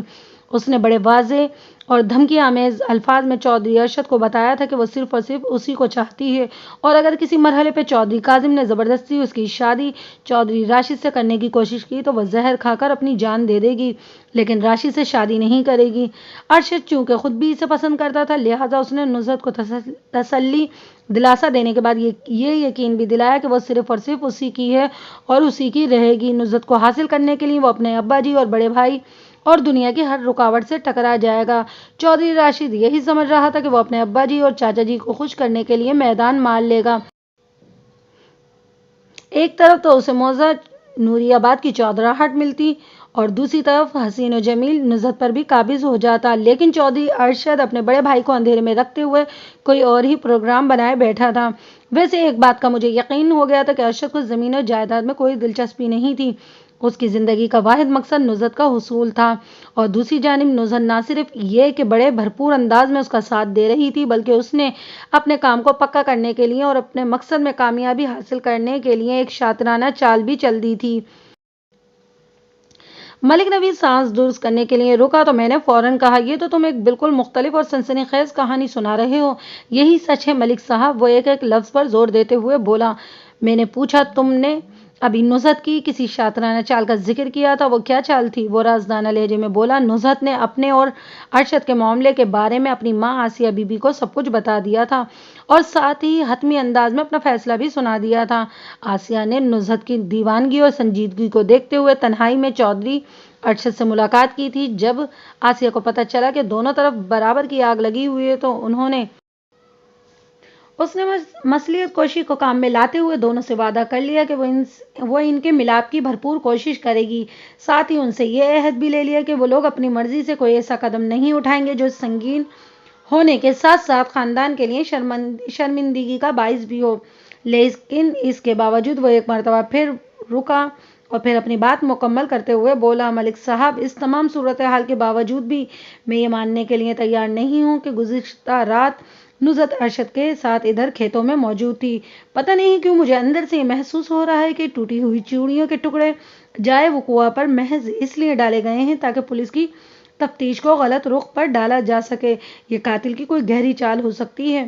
بالکل، یہ قاتل کی کوئی سازشی چال ہو سکتی ہے، میں نے تائیدی انداز میں گردن ہلاتے ہوئے کہا۔ میں تم سے مکمل اتفاق کرتا ہوں، لیکن میرے لیے یہ جاننا سب سے اہم ہے کہ ایسی چال کون چل سکتا ہے۔ کیا اس سلسلے میں تم میری کوئی مدد کر سکتے ہو؟ وہ چند لمحات تک گہرے سوچ میں اور ملی جلی کیفیت میں مبتلا رہا، پھر نفی میں گردن ہلاتے ہوئے بولا، نہیں جناب، میں اس بارے میں کسی پر شک ظاہر نہیں کر سکتا۔ چودھری راشد کے بارے میں تمہارا کیا خیال ہے؟ میں نے اس کی آنکھوں میں جھانکتے ہوئے چپتے لہجے میں سوال کیا۔ میں نے اپنے ذہن میں موجود ایک امکانی اندیشے کو زبان پر لایا تھا۔ ملک نوید نے پوری توجہ سے میرا سوال سنا، پھر نفی میں گردن ہلا دی۔ میرا دھیان چودھری راشد کی طرف نہیں جا سکتا ملک صاحب، اور اس کی ایک خاص وجہ ہے۔ وہ لمحے بھر کے لیے رکا تو میں نے خاص وجہ کی تفصیل جاننے کے لیے کوئی سوال نہیں کیا۔ وہ خود ہی اپنی بات کی وضاحت کرتے ہوئے بولا، اول تو چودھری راشد کو اصل حالات کی خبر ہی نہیں تھی۔ ارشد، نزہت اور آسیہ کے بیچ جو کھچڑی پک رہی تھی اس کی خوشبو راشد کی ناک تک نہیں پہنچی تھی، لہٰذا وہ ارشد سے کسی قسم کی دشمنی کے بارے میں سوچ نہیں سکتا۔ اس کی ساری توجہ فصل کی کٹائی اور زمیندار پر لگی ہوئی تھی۔ دوم، وہ لمحے بھر کے لیے تھما، گہرا سانس خارج کرتے ہوئے پھر اپنی بات کو آگے بڑھاتے ہوئے بولا، دوم یہ کہ دونوں بھائیوں کے درمیان جو خاموش معاہدہ ہو چکا تھا اس میں سراسر چودھری راشد کا فائدہ تھا۔ بڑے چودھری صاحب اس کی کارکردگی سے متاثر ہو کر اس گاؤں کا آئندہ چودھری مقرر کر دیتے۔ چاچا جی اس کی کامیابی سے خوش ہو کر نزہت کی شادی اس سے کر دیتے۔ چودھری راشد کو تو 5-6 انگلیاں گھی میں نظر آ رہی تھیں۔ چودھری راشد کی ذات کہیں بھی اور کسی بھی حوالے سے اس کی راہ میں رکاوٹ بنتی نظر نہیں آ رہی تھی۔ وہ حقائق کی بنا پر کہہ سکتا ہوں کہ چودھری راشد کے پاس ایسا سنگین قدم اٹھانے کا کوئی جواز نہیں تھا۔ ٹھیک ہے، مجھے تمہاری اس تجزیاتی وضاحت میں خاصا وزن محسوس ہو رہا ہے، لیکن ایک پولیس آفیسر ہونے کے ناطے میں شک کی کسی مہم سے امکان کو بھی نظر انداز نہیں کر سکتا۔ میں نے ٹھہرے ہوئے لہجے میں کہا، چودھری ارشد تم سے اپنے دل کی ساری باتیں کر لیا کرتا تھا، کیا کوئی اور بھی ایسا شخص تھا جس سے میں نزہت کے معاملے میں بات کر سکتا ہوں؟ میرے خیال میں ایسا کوئی دوسرا شخص نہیں تھا، وہ پورے پروسوک لہجے میں بولا۔ کیا چودھری ناظم بھی نہیں؟ میرا خیال ہے نہیں۔ میں گہری سوچ میں ڈوب گیا۔ ہمارے درمیان چند لمحوں کی خاموشی چھائی رہی، پھر ملک نوید نے کہا، میری معلومات کے مطابق ابھی تک میں نے اپنے ابا جی سے نزہت والے معاملے پر بات نہیں کی، لیکن میں نے اسے یہی مشورہ دیا تھا کہ وہ کوئی مناسب سا موقع دیکھ کر چودھری ناظم کے کان میں یہ بات ضرور ڈال دے تاکہ آگے چل کر کوئی بڑی بدمزگی نہ ہو۔ ارشد نے میرے مشورے سے اتفاق تو کیا تھا، لیکن میں وثوق سے نہیں کہہ سکتا کہ اس نے اس مشورے پر عمل بھی کیا تھا یا نہیں۔ تمہارے اس تعاون کا بہت بہت شکریہ ملک نوید۔ میں نے صاف گوئی سے کہا، مجھے امید ہے تم اس سلسلے میں کسی غلط بیانی سے کام نہیں لیا ہوگا۔ آئندہ بھی اگر مجھے تمہاری مدد کی ضرورت پیش آئی تو تم اسی طرح تعاون کرو گے۔ حاضر جناب، وہ سینے پر ہاتھ رکھتے ہوئے فرمانبرداری سے بولا، اور تم اس ملاقات کا ذکر بھی کسی سے نہیں کرو گے؟ چودھری راشد سے بھی نہیں، میں نے تائیدی انداز میں کہا۔ جو بھی پوچھے بس یہی بتا دینا کہ تھانے دار نے معمول کی پوچھ گچھ کے لیے بلایا تھا۔ میری بات سمجھ رہے ہو نا؟ اچھی طرح سمجھ گیا ملک صاحب، وہ سر کو بات میں جنبش دیتے ہوئے بولا۔ آپ بالکل بے فکر ہو جائیں، میری زبان سے کوئی بات ایسی نہیں نکلے گی جو آپ کے لیے کوئی الجھن یا مشکل پیدا کر دے۔ میں موجودہ حالات کی نزاکت اور سنگینی کو اچھی طرح محسوس کر رہا ہوں۔ شاباش، مجھے تم سے یہی امید تھی۔ چند لمحات کے بعد میں نے ملک نوید کو رخصت کر دیا۔ اسی رات میں ایک مرتبہ پھر چودھری ناظم کی حویلی میں موجود تھا۔ چودھری ناظم کو ہوش آ چکا تھا، لیکن اس کی ذہنی حالت ٹھکانے پر نہیں تھی۔ میں نے رسمی الیگ سلیگ کے بعد پوچھ تاچھ کی کوشش کی تو جلد ہی مجھے یہ محسوس ہو گیا کہ اس کی ذہنی کیفیت ابھی اس کام کے لیے موزوں نہیں ہے۔ میں چودھری ناظم کو کل پر موقوف کر کے دوسرے لوگوں کی طرف متوجہ ہو گیا۔ تعزیت کے لیے وہاں آنے والوں میں چودھری کاظم پیش تھا۔ میں نے چودھری راشد سے معلومات حاصل کر کے پلک جھپکتے میں یہ جان لیا کہ جلال پور سے چودھری کاظم اور اس کی بیوی آسیہ اور بڑا بیٹا حق نواز آئے تھے۔ حق نواز سے مجھے زیادہ دلچسپی نہیں تھی، البتہ چودھری راشد کے بیان کی تصدیق کے لیے چودھری کاظم سے اور ملک نوید کے انکشاف کی روشنی میں چودھرائن آسیہ بی بی سے ملاقات ضروری تھی۔ لہٰذا اس کام کے لیے میں نے چودھری راشد کو سہارا بنایا اور ان دونوں میاں بیوی کے پاس پہنچ گیا۔ چودھری کاظم کی عمر 55 سال کے قریب تھی۔ وہ ایک پروقار شخصیت کا مالک دبنگ انسان تھا۔ اس نے قیمتی شلوار قمیض پر سیاہ واسکٹ پہن رکھی تھی۔ وہ روایتی چودھریوں کی بجائے آج کل کا کوئی M.A. یا M.P.A. نظر آتا تھا۔ چودھری کاظم سے ہونے والی بات چیت سے چودھری راشد کے بیان کی تصدیق ہو گئی تھی۔ اس نے بڑی تفصیل سے مجھے بتایا تھا کہ ان دونوں بھائیوں نے کس طرح حکمت عملی تیار کر کے راشد اور ارشد کو محنت کرنے کی طرف لانے کی کوشش کی تھی۔ آخر میں وہ ایک بوجھل سانس خارج کرتے ہوئے بولا، افسوس کہ جب یہ منصوبہ اپنی تکمیل کے آخری مراحل میں تھا تو یہ حادثہ پیش آ گیا۔ چودھری صاحب، آپ ماشاءاللہ جہاں دیدہ اور تجربہ کار انسان ہیں، میں نے گہری سنجیدگی سے کہا، آپ کے خیال میں چودھری ارشد کے قتل میں کس کا ہاتھ ہو سکتا ہے؟ جناب، میں یہ اندازہ کس طرح لگا سکتا ہوں؟ وہ لا تعلقی کے انداز میں بولا، قاتل جو کوئی بھی ہے وہ یقیناً ارشد کا دشمن ہی ہوگا، اور اس قاتل تک پہنچنا آپ کا کام ہے تھانے دار صاحب۔ چودھری کاظم کا آخری جملہ مجھے ناگوار گزرا، لیکن میں نے چہرے سے اپنے دلی جذبات کا اظہار نہیں ہونے دیا۔ میں پوری ہمدردی اور شدت سے قاتل کی تلاش میں تھا۔ چودھری کاظم کو اس لہجے میں بات نہیں کرنی چاہیے تھی۔ چودھری صاحب، آپ بالکل فکر نہ کریں، انشاءاللہ بہت جلد میں قاتل کی گردن تک پہنچ جاؤں گا۔ میں نے آپ سے وہ سوال محض اس لیے کیا تھا شاید آپ کسی جانب اشارہ کر سکیں۔ خیر، میں نے لمحاتی توقف کر کے ایک گہری سانس خارج کی، پھر اضافہ کرتے ہوئے بولا، آپ دونوں بھائیوں نے بچوں کو سدھارنے کے لیے جو اسکیم آزمائی تھی اس کے اب تک نتائج سے تو یہی ثابت ہوا کہ یہ آزمائشی مقابلہ چودھری راشد جیت چکا ہے۔ چودھری راشد نے خود کو منوانے کے لیے کوئی خاص کوشش نہیں کی تھی۔ آپ خاص اور عام کوشش کی بات کر رہے ہیں تھانے دار صاحب؟ وہ برا سا منہ بناتے ہوئے بولا، اس نالائق نے تو سرے سے کوشش ہی نہیں کی تھی۔ لیکن وہ چند لمحات کے خاموش ہوا، پھر دل گرفتار آواز میں بولا، ارشد کی نالائکی اور نکما پن ایک طرف، لیکن مجھے اس کی موت کا بڑا دکھ ہے۔ اس کی موت کا سن کر مجھے رب نواز کے قتل کا خیال آ گیا تھا۔ 3 سال پہلے وہ بھی بھری جوانی میں قتل ہو گیا تھا۔ پتہ نہیں کسی منحوس کلموہے کی نظر لگ گئی ہمارے خاندان کو۔ وہ کلموہا بہت جلد میری گرفت میں ہوگا چودھری صاحب، میں نے بڑے مضبوط اور تسلی بھرے لہجے میں کہا۔ آپ سے بس آخری سوال ہے، اور یہ سوال خاصا ذاتی نوعیت کا ہے۔ اگر آپ کو کوئی اعتراض نہیں تو جواب دے دیں۔ آپ پوچھیں، کیا پوچھنا چاہتے ہیں؟ میں نے پوچھا۔ اگر چودھری راشد، جیسا کہ بڑے واضح انداز میں نظر آ رہا ہے کہ اس آزمائشی مقابلے میں جیت جاتا، تو آپ اپنی بیٹی نصرت کی شادی اس سے کر دیتے؟ اس میں تو کسی شک و شبے کی گنجائش ہی نہیں ہے، وہ ٹھوس لہجے میں بولا۔ یہ آزمائشی مقابلہ تو ایک اتفاق سے سامنے آ گیا تھا۔ اگر مجھے اپنی بیٹی نصرت کے لیے راشد اور ارشد میں سے کسی ایک کو منتخب کرنا پڑتا تو میں راشد ہی کا انتخاب کرتا۔ وہ ہر لحاظ سے نصرت کے لیے موزوں ہے، اور اس سلسلے میں آپ، میں نے کریدنے والے انداز میں کہا، اپنی بیٹی نصرت اور دیگر افراد خانہ سے کوئی صلاح مشورہ بھی کرتے یا نہیں؟ تھانے دار صاحب، میں اپنی حویلی کے اندر تمام فیصلے خود ہی کرتا ہوں، اور ان فیصلوں پر کسی کو اعتراض نہیں ہوتا۔ میں نے آسیہ بی بی کے چہرے کے تاثرات کا جائزہ لیا۔ وہاں مجھے اچھی خاصی بے چینی اور اضطراب نظر آیا۔ صاف لگتا تھا اپنے شوہر کا یہ حاکمانہ انداز اسے پسند نہیں آیا، لیکن ظاہر ہے وہ معاشرتی روایت کے تحت مجبور تھی۔ چودھری کاظم کا کوئی منہ توڑ جواب نہیں دے سکتی تھی۔ ان لمحات میں میرے دل میں شدت سے یہ خواہش پیدا ہوئی کہ اگر مجھے تنہائی میں آسیہ بی بی سے 2-3 باتیں کرنے کا موقع مل جائے تو بہت سے رازوں سے پردہ اٹھ سکتا ہے۔ پتہ نہیں وہ قبولیت کی گھڑی تھی یا یہ اتفاق تھا کہ ایک لمحے دروازے پر چودھری راشد نمودار ہوا، اور آتے ہی چودھری کاظم سے بولا، چاچا جی، آپ کو ابا جی یاد کر رہے ہیں۔ چودھری کاظم ایک جھٹکے سے اٹھ کھڑا ہوا اور پھر میری جانب دیکھتے ہوئے بولا، ملک صاحب، میں بھاجی کی بات سن کر آتا ہوں۔ میں نے اس بات میں گردن ہلائی۔ چودھری کاظم اپنے بھتیجے کے ہمراہ میری نگاہوں سے اوجھل ہو گیا، تو میں نے روئے سخن آسیہ کی طرف موڑتے ہوئے سپاٹ لہجے میں کہا، چودھراہن جی، آپ کا گھر والا بڑا ظالم شخص ہے۔ یہ آپ کیا کہہ رہے ہیں تھانے دار جی؟ وہ چونکتی نظر سے دروازے کی جانب دیکھتے ہوئے بولی۔ اگرچہ اس کے انداز اور الفاظ میں بڑی احتیاط پائی جاتی تھی، لیکن میں محسوس کیے بنا نہیں رہ سکا کہ میرا تبصرہ اس کو بہت پسند آیا ہے۔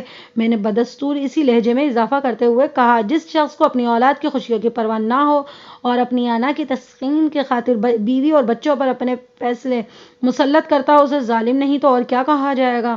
یہ آپ کیسی باتیں کر رہے ہیں؟ اگر چودھری صاحب نے سن لیا تو قیامت آ جائے گی، ہے نا؟ میں نے اس کا جملہ مکمل کرتے ہوئے کہا، آپ کا تو کچھ نہیں بگڑے گا، وہ سہمے ہوئے لہجے میں بولی، لیکن آپ کی ان باتوں سے میری ضرور شامت آ جائے گی۔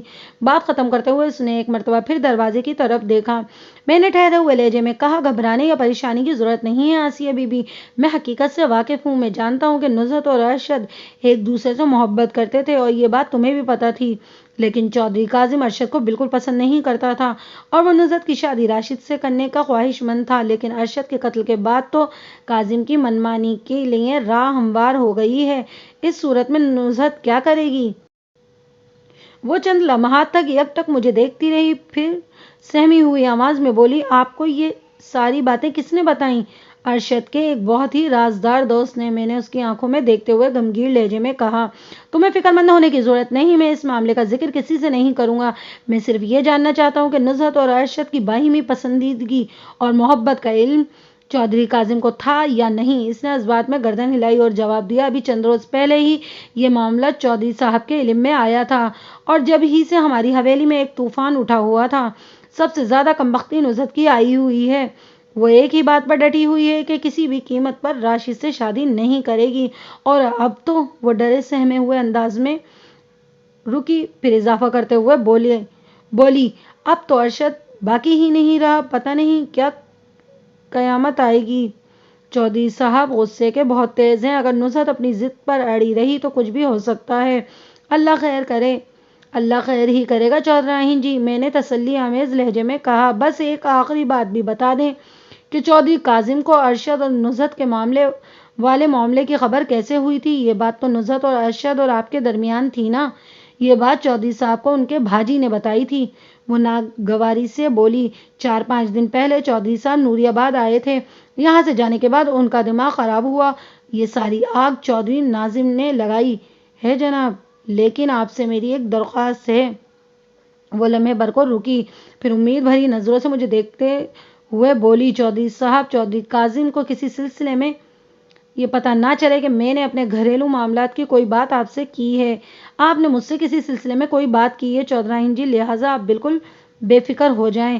میں نے ٹھوس لہجے میں کہا، ہاں اگر آپ کو پتہ ہے تو بتا دوں کہ چودھری ناظم تک یہ قصہ کس نے پہنچایا تھا؟ میں اس بارے میں کچھ نہیں جانتی، وہ صاف گوئی کا مظاہرہ کرتے ہوئے بولی۔ اسی لمحے باہر چودھری کاظم اور چودھری راشد کی باتیں کرنے کی آواز ابھری اور میں سیدھا ہو کر بیٹھ گیا۔ تاثر یہی دیا کہ چودھری کے غیاب میں میری اس کی بیوی سے کسی قسم کی کوئی بات نہیں ہوئی تھی۔ چودھری کاظم کے حوالے سے میرے ذہن میں اس کی ایک تصویر بن گئی تھی۔ اس کے آتے ہی میں اس کی جانب متوجہ ہو گیا اور ذہن میں موجود اس کی تصویر میں رنگ بھرنے کی کوشش کرتے ہوئے کہا، چودھری صاحب، آپ نے بالکل ٹھیک کہا تھا، میں بھی یہی محسوس کر رہا ہوں کہ آپ کے خاندان کو کسی بدخواہ کی نظر لگ گئی ہے۔ میں نے تھوڑا رک کر کہا، چودھری کاظم کی آنکھوں میں دیکھا، وہاں مجھے خاصی سنجیدگی اور تشویش نظر آئی۔ میں نے اضافہ کیا، جب انسان کے پاس زمین کی طاقت اور اختیار ہو تو دوستوں کے ساتھ دشمن بھی پیدا ہو جاتے ہیں۔ آپ کو کیا لگتا ہے ارشد کا قتل کسی دشمنی ہی کا نتیجہ ہے؟ یہ بات میں رب نواز کے لیے تو کھلم کھلا کہہ سکتا تھا ملک صاحب، وہ گہری سنجیدگی سے بولا۔ رب نواز کا قتل میرے دیرینہ دشمنوں کا کیا ہوا ایک وار ہی تھا، لیکن بھائی جی میری طرح دشمنوں میں گھرے ہوئے نہیں ہیں۔ سمجھ نہیں آ رہا ارشد کو کس نے موت کے گھاٹ اتارا ہے؟ چودھری ناظم دشمن دار شخص نہیں، لیکن یہ بھی تو ہو سکتا ہے ارشد کی کسی سے ذاتی رنجش ہو۔ میں نے بدستور چودھری کاظم کی آنکھوں میں دیکھتے ہوئے کہا، اس بدبخت نے موقع نکال کر ارشد کو ٹھکانے لگا دیا ہو۔ یہ ہو سکتا ہے، وہ اس بات میں گردن ہلاتے ہوئے بولا۔ اب یہ آپ کا کام ہے کہ ارشد کے قاتلوں کو جلد از جلد گرفتار کر کے جیل کی سلاخوں کے پیچھے پہنچا دیں۔ انشاءاللہ ایسا ہی ہوگا، میں نے پروسوک انداز میں کہا۔ آپ بہت جلد ارشد کے قاتل کو کیفر کردار تک پہنچتے ہوئے دیکھیں گے، لیکن اس کام کے لیے مجھے آپ کے تعاون کی اشد ضرورت ہے۔ میرے تعاون کی ضرورت ہے؟ اس نے عجیب سے الجھن زدہ نظروں سے مجھے دیکھا۔ میں اس سلسلے میں کیا مدد کر سکتا ہوں؟ آپ ایک دشمن دار شخص ہیں چودھری صاحب، میں نے ٹھہرے ہوئے لہجے میں کہا۔ اپنے دشمن کی خبر رکھنے اور ان سے نمٹنے کے لیے آپ نے چند وفادار نمکخوار بھی پال رکھے ہوں گے۔ میں غلط تو نہیں کہہ رہا؟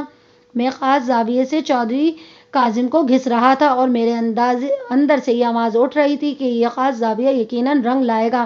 چودھراہن آسیہ سے ہونے والی گفتگو کے نتیجے میں چودھری کاظم بھی مشکوک افراد کی فہرست میں شامل ہو چکا تھا۔ میرے استفسار کے جواب میں اس نے جلدی سے کہا، آپ بالکل بجا فرما رہے ہیں ملک صاحب، ہر انسان کو اپنی حفاظت کا حق ہے۔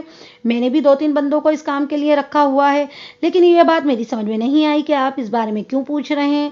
دراصل میں ارشد کے قاتل تک پہنچنے کے لیے آپ کے خاص آدمیوں کی مدد حاصل کرنا چاہتا ہوں، میں نے رازدانہ انداز میں کہا۔ میں نے چودھری راشد کے علاوہ دیگر لوگوں سے بھی پوچھ گچھ کی ہے، مگر ابھی تک ایک بھی ایسا آدمی سامنے نہیں آیا جس پر قاتل ہونے کا شبہ کیا جا سکے۔ میں تھوڑی دیر کے لیے رکا اور گہری سانس خارج کر کے کہا، اگر چند دنوں کے لیے آپ مجھے اپنے 2-3 خاص آدمی دے دیں تو میں ان سے کام لے کر قاتل تک رسائی حاصل کرنے کی کوشش کرتا ہوں. جائے وہ کنواں سے ٹوٹی ہوئی چوڑیوں کے جو ٹکڑے ملے ہیں وہ کہانی بھی آپ کے علم میں آ چکی ہوگی. میں اپنے مشن میں چند ایسے افراد کو بھی شامل کرنا چاہتا ہوں جن کا تعلق نوری آباد سے نہ ہو اور اس کام کے لیے آپ کے وفادار سب سے زیادہ موزوں ثابت ہوں گے. آپ نے چودھری ناظم کی تو ذہنی حالت دیکھ ہی لی ہے. اپنی گفتگو کے اختتام پر میں نے اسے جذبات کی مار ماری. چودھری صاحب کو ایسی تفتیشی معاملے میں گھسیٹنا تو زیادتی والی بات ہوگی. ان کی ذہنی اور جسمانی حالت اس بات کی اجازت نہیں دیتی. اب اس صورتحال میں آپ ہی ہیں جو ایک اہم کردار ادا کر سکتے ہیں. اگر آپ کا تعاون مجھے حاصل رہا تو میں انشاءاللہ بہت جلد آپ کو بڑی خوشخبری سناؤں گا. ارشد کے قاتل کو آئین اس سلاخوں کے پیچھے دیکھنے کی آپ کی تمنا ضرور پوری ہوگی. وہ میری فرمائش سے کھلم کھلا انکار تو نہ کر سکا لیکن میں نے واضح طور پر محسوس کیا کہ وہ کسی اندرونی الجھن کا شکار ہو گیا ہے. لگتا یہی تھا کہ اسے میری بات پسند نہیں آئی. وہ اپنے خاص آدمیوں کو میرے حوالے نہیں کرنا چاہتا تھا. چودھری کاظم کا یہی اعتراض میرے شک کو تقویت دے رہا تھا. لمحاتی سوچ بچار کے بعد اس نے بددلی سے کہہ دیا، ٹھیک ہے جناب، میں اپنے بندوں کو یہاں بلا لیتا ہوں. آپ جس طرح چاہیں ان سے کام لیں. اس سے اچھی بات اور کیا ہوگی کہ ارشد کے قاتل عبرتناک سزا تک پہنچے. 10-15 منٹ کی مزید بات چیت کے بعد میں واپس آ گیا. آئندہ روز اسپتال سے چودھری ارشد کی پوسٹ مارٹم شدہ لاش اور رپورٹ کے ساتھ آ گئی تھی. مذکورہ رپورٹ کے مطابق وقوع کی رات مقتول ارشد کی موت 12 سے 4 بجے کے درمیان ہی واقع ہوئی تھی. وجہ موت وہی خطرناک خنجر تھا جو دستے تک اس کے سینے میں گھونپ دیا گیا تھا. اس زمانے میں فنگر پرنٹس لینے کا رواج نہیں تھا اور نہ ہی عدالت اس کو کوئی اہمیت دیتی تھی. پوسٹ مارٹم کی رپورٹ نے جہاں میرے اندازے کی تصدیق کی تھی، مقتول ارشد کی موت آدھی رات کے بعد کسی وقت ہوئی تھی، وہی اس امر کی جانب اشارہ بھی کر رہی تھی کہ موت کے منہ میں جاتے ہوئے مقتول کا دل و دماغ اس کے قابو میں نہیں تھا. اس کے معدے کے ٹیسٹ سے پتہ چلا تھا کہ موت سے تھوڑی دیر پہلے اسے کوئی ایسی شے کھلائی گئی تھی جس نے اس کی قوت مدافعت کا سوا ستیہ ناش کر دیا تھا. جب وہ اس واردات کے مقابلے میں مزاحمت پیش نہیں کر سکا جو ایسے معاملات میں عموماً دیکھنے کو ملتی ہے، اس لیے ارشد کی لاش کو دیکھتے ہی میرا ماتھا ٹھنکا تھا. دوپہر کے بعد ضروری کارروائی کر کے میں نے چودھری ارشد کی لاش اس کے بڑے بھائی چودھری راشد کے حوالے کر دی. میں بھی لاش کے ساتھ ہی حویلی آیا تھا اور اس دوران میں چودھری ناظم سے بھی بات کرنے کا موقع مل گیا تھا. اسے ابھی تک ارشد کی لاش کی واپسی کے بارے میں کچھ نہیں بتایا تھا. مجھے چودھری ناظم کا کوئی لمبا چوڑا انٹرویو نہیں کرنا تھا. میں صرف یہ معلوم کرنا چاہتا تھا کہ نزہت اور ارشد والا معاملہ اس کے علم میں کیسے آیا تھا. مجھے اپنے مقصد میں کامیابی حاصل ہوئی. چودھری کی زبانی پتہ چلا کہ اس سلسلے میں ارشد نے خود اس سے بات کی تھی. وہ بہت جذباتی ہو رہا تھا. چودھری ناظم نے نحیف سی آواز میں بتایا، کہہ رہا تھا اسے زمین و جائیداد اور چودراہٹ کچھ بھی نہیں چاہیے، بس وہ نزہت سے شادی کرنا چاہتا ہے. نزہت راشد کو ناپسند کرتی ہے اور اسے بے پناہ چاہتی ہے. اگر مجھے یقین نہ آ رہا ہو تو میں نزہت کی ماں سے پوچھ لوں. بولتے بولتے اس کی سانس پھول گئی. چند لمحات کے توقف کے بعد وہ اپنی بات مکمل کرتے ہوئے بولا، ارشد کا دعویٰ تھا کہ اگر کاظم نے زبردستی نزہت کی شادی راشد سے کرنے کی کوشش کی تو نزہت زہر کھا کر مر جائے گی. اس نے بڑے ولولے سے اس عزم کا اظہار بھی کیا تھا کہ وہ نزہت کو حرام موت نہیں مرنے دے گا، بلکہ اس موقع آنے سے پہلے وہ نزہت کو اچک کر لے جائے گا، چاہے بعد میں اس کی اس حرکت کا انجام کچھ بھی ہو. اس کے ساتھ ہی ارشد نے دھمکی بھرے انداز میں مجھ پر زور بھی دیا تھا کہ وہ ایک مرتبہ پھر رک کر کھانسنے لگا. پھر چند لمحے بعد گہری سانس لی اور پھر بولا، ارشد نے مجھ سے کہا تھا کہ میں کاظم کو یہاں بلا کر اس معاملے پر بات کروں اور اسے سمجھانے کی کوشش کروں کہ وہ بیٹی کے رشتے کے سلسلے میں ارشد کے حق میں فیصلہ کرے. وہ نزہت کو حاصل کرنے کے لیے زمین و جائیداد اور مال و دولت ہر شے ٹھکرانے کے لیے تیار تھا. پھر آپ نے چند روز پہلے ناظم کو یہاں بلا کر اس سنگین موضوع پر بات کی تھی، تو کیا ہوا؟ چودھری ناظم خاموش ہوا تو میں نے پوچھا. ہاں، اس نے اس بات میں گردن ہلائی. پھر چودھری ناظم کا کیا رد عمل تھا؟ کاظم نے پہلی مرتبہ آنکھوں میں آنکھیں ڈال کر بات کی. چودھری ناظم نے زخمی لہجے میں بتایا. کہنے لگا، بھاجی یہ نہیں ہو سکتا. میں نے کہا، تم گھر جاؤ اور اس مسئلے پر ٹھنڈے دل سے غور کرو. اور وہ خاموشی سے رخصت ہو گیا. آپ نے اس معاملے میں اور کس کس سے ذکر کیا تھا؟ کسی سے نہیں، اس نے دو ٹوک انداز میں جواب دیا. چودھری راشد کو اس تازہ ترین صورتحال کی خبر تھی؟ میں نے ایک فوری خیال کے تحت پوچھ لیا. نہیں، بالکل نہیں. وہ ایک مرتبہ پھر بولا. راشد کو ابھی تک اس معاملے کا علم نہیں ہے۔ ہاں، اگر کاظم نے اس کے کان میں کچھ پھونک دیا ہو تو میں کچھ کہہ نہیں سکتا۔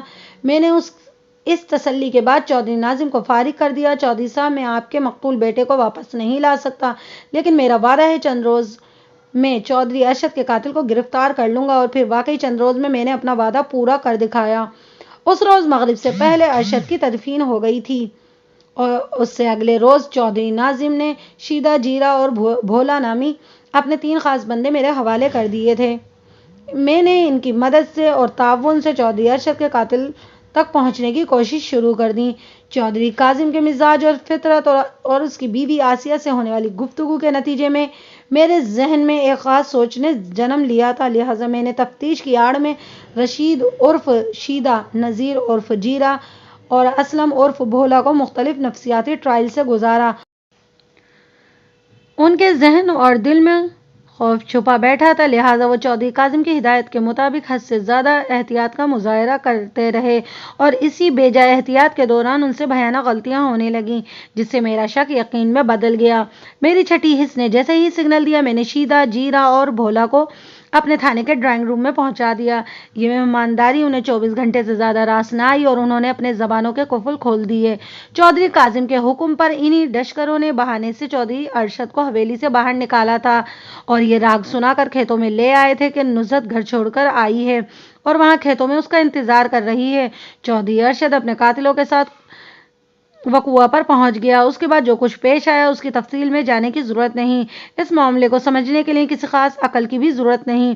ان تینوں کے اقبالی بیان کے مطابق شیدہ اور بھولا نے چودھری ارشد کو قابو کیا اور جیرا نے اس کے سینے میں خنجر اتارا تھا۔ انہیں بھی اس بات پر حیرت ہوئی تھی کہ موت کو گلے لگاتے ہوئے ارشد نے کوئی مزاحمت نہیں کی تھی۔ اس کا مطلب یہی تھا کہ لیبارٹری ٹیسٹ کی رپورٹ نے جس امر کی نشاندہی کی تھی اس میں چودھری ارشد کا اپنے ہی ہاتھ ہوگا۔ ممکن ہے اس نے اپنی دانش میں کوئی سکون بخش شے استعمال کی ہو اور اس سے پہلے وہ سونے کے لیے لیٹا ہو، اسے نصرت کا چارہ دکھا کر کھیتوں میں پہنچا دیا گیا تھا۔ میں نے ان تینوں کے اقرار جرم کے بعد پہلی فرصت میں چودھری کاظم کو گرفتار کر کے اپنے تھانے کے حوالات پہنچا دیا۔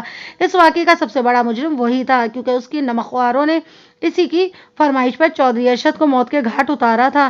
انسان غصے، خودسری اور اپنی انا کی تسکین کی خاطر بعض اوقات اتنا آگے نکل جاتا ہے کہ تمام اصول و ضابطے پیچھے رہ جاتے ہیں۔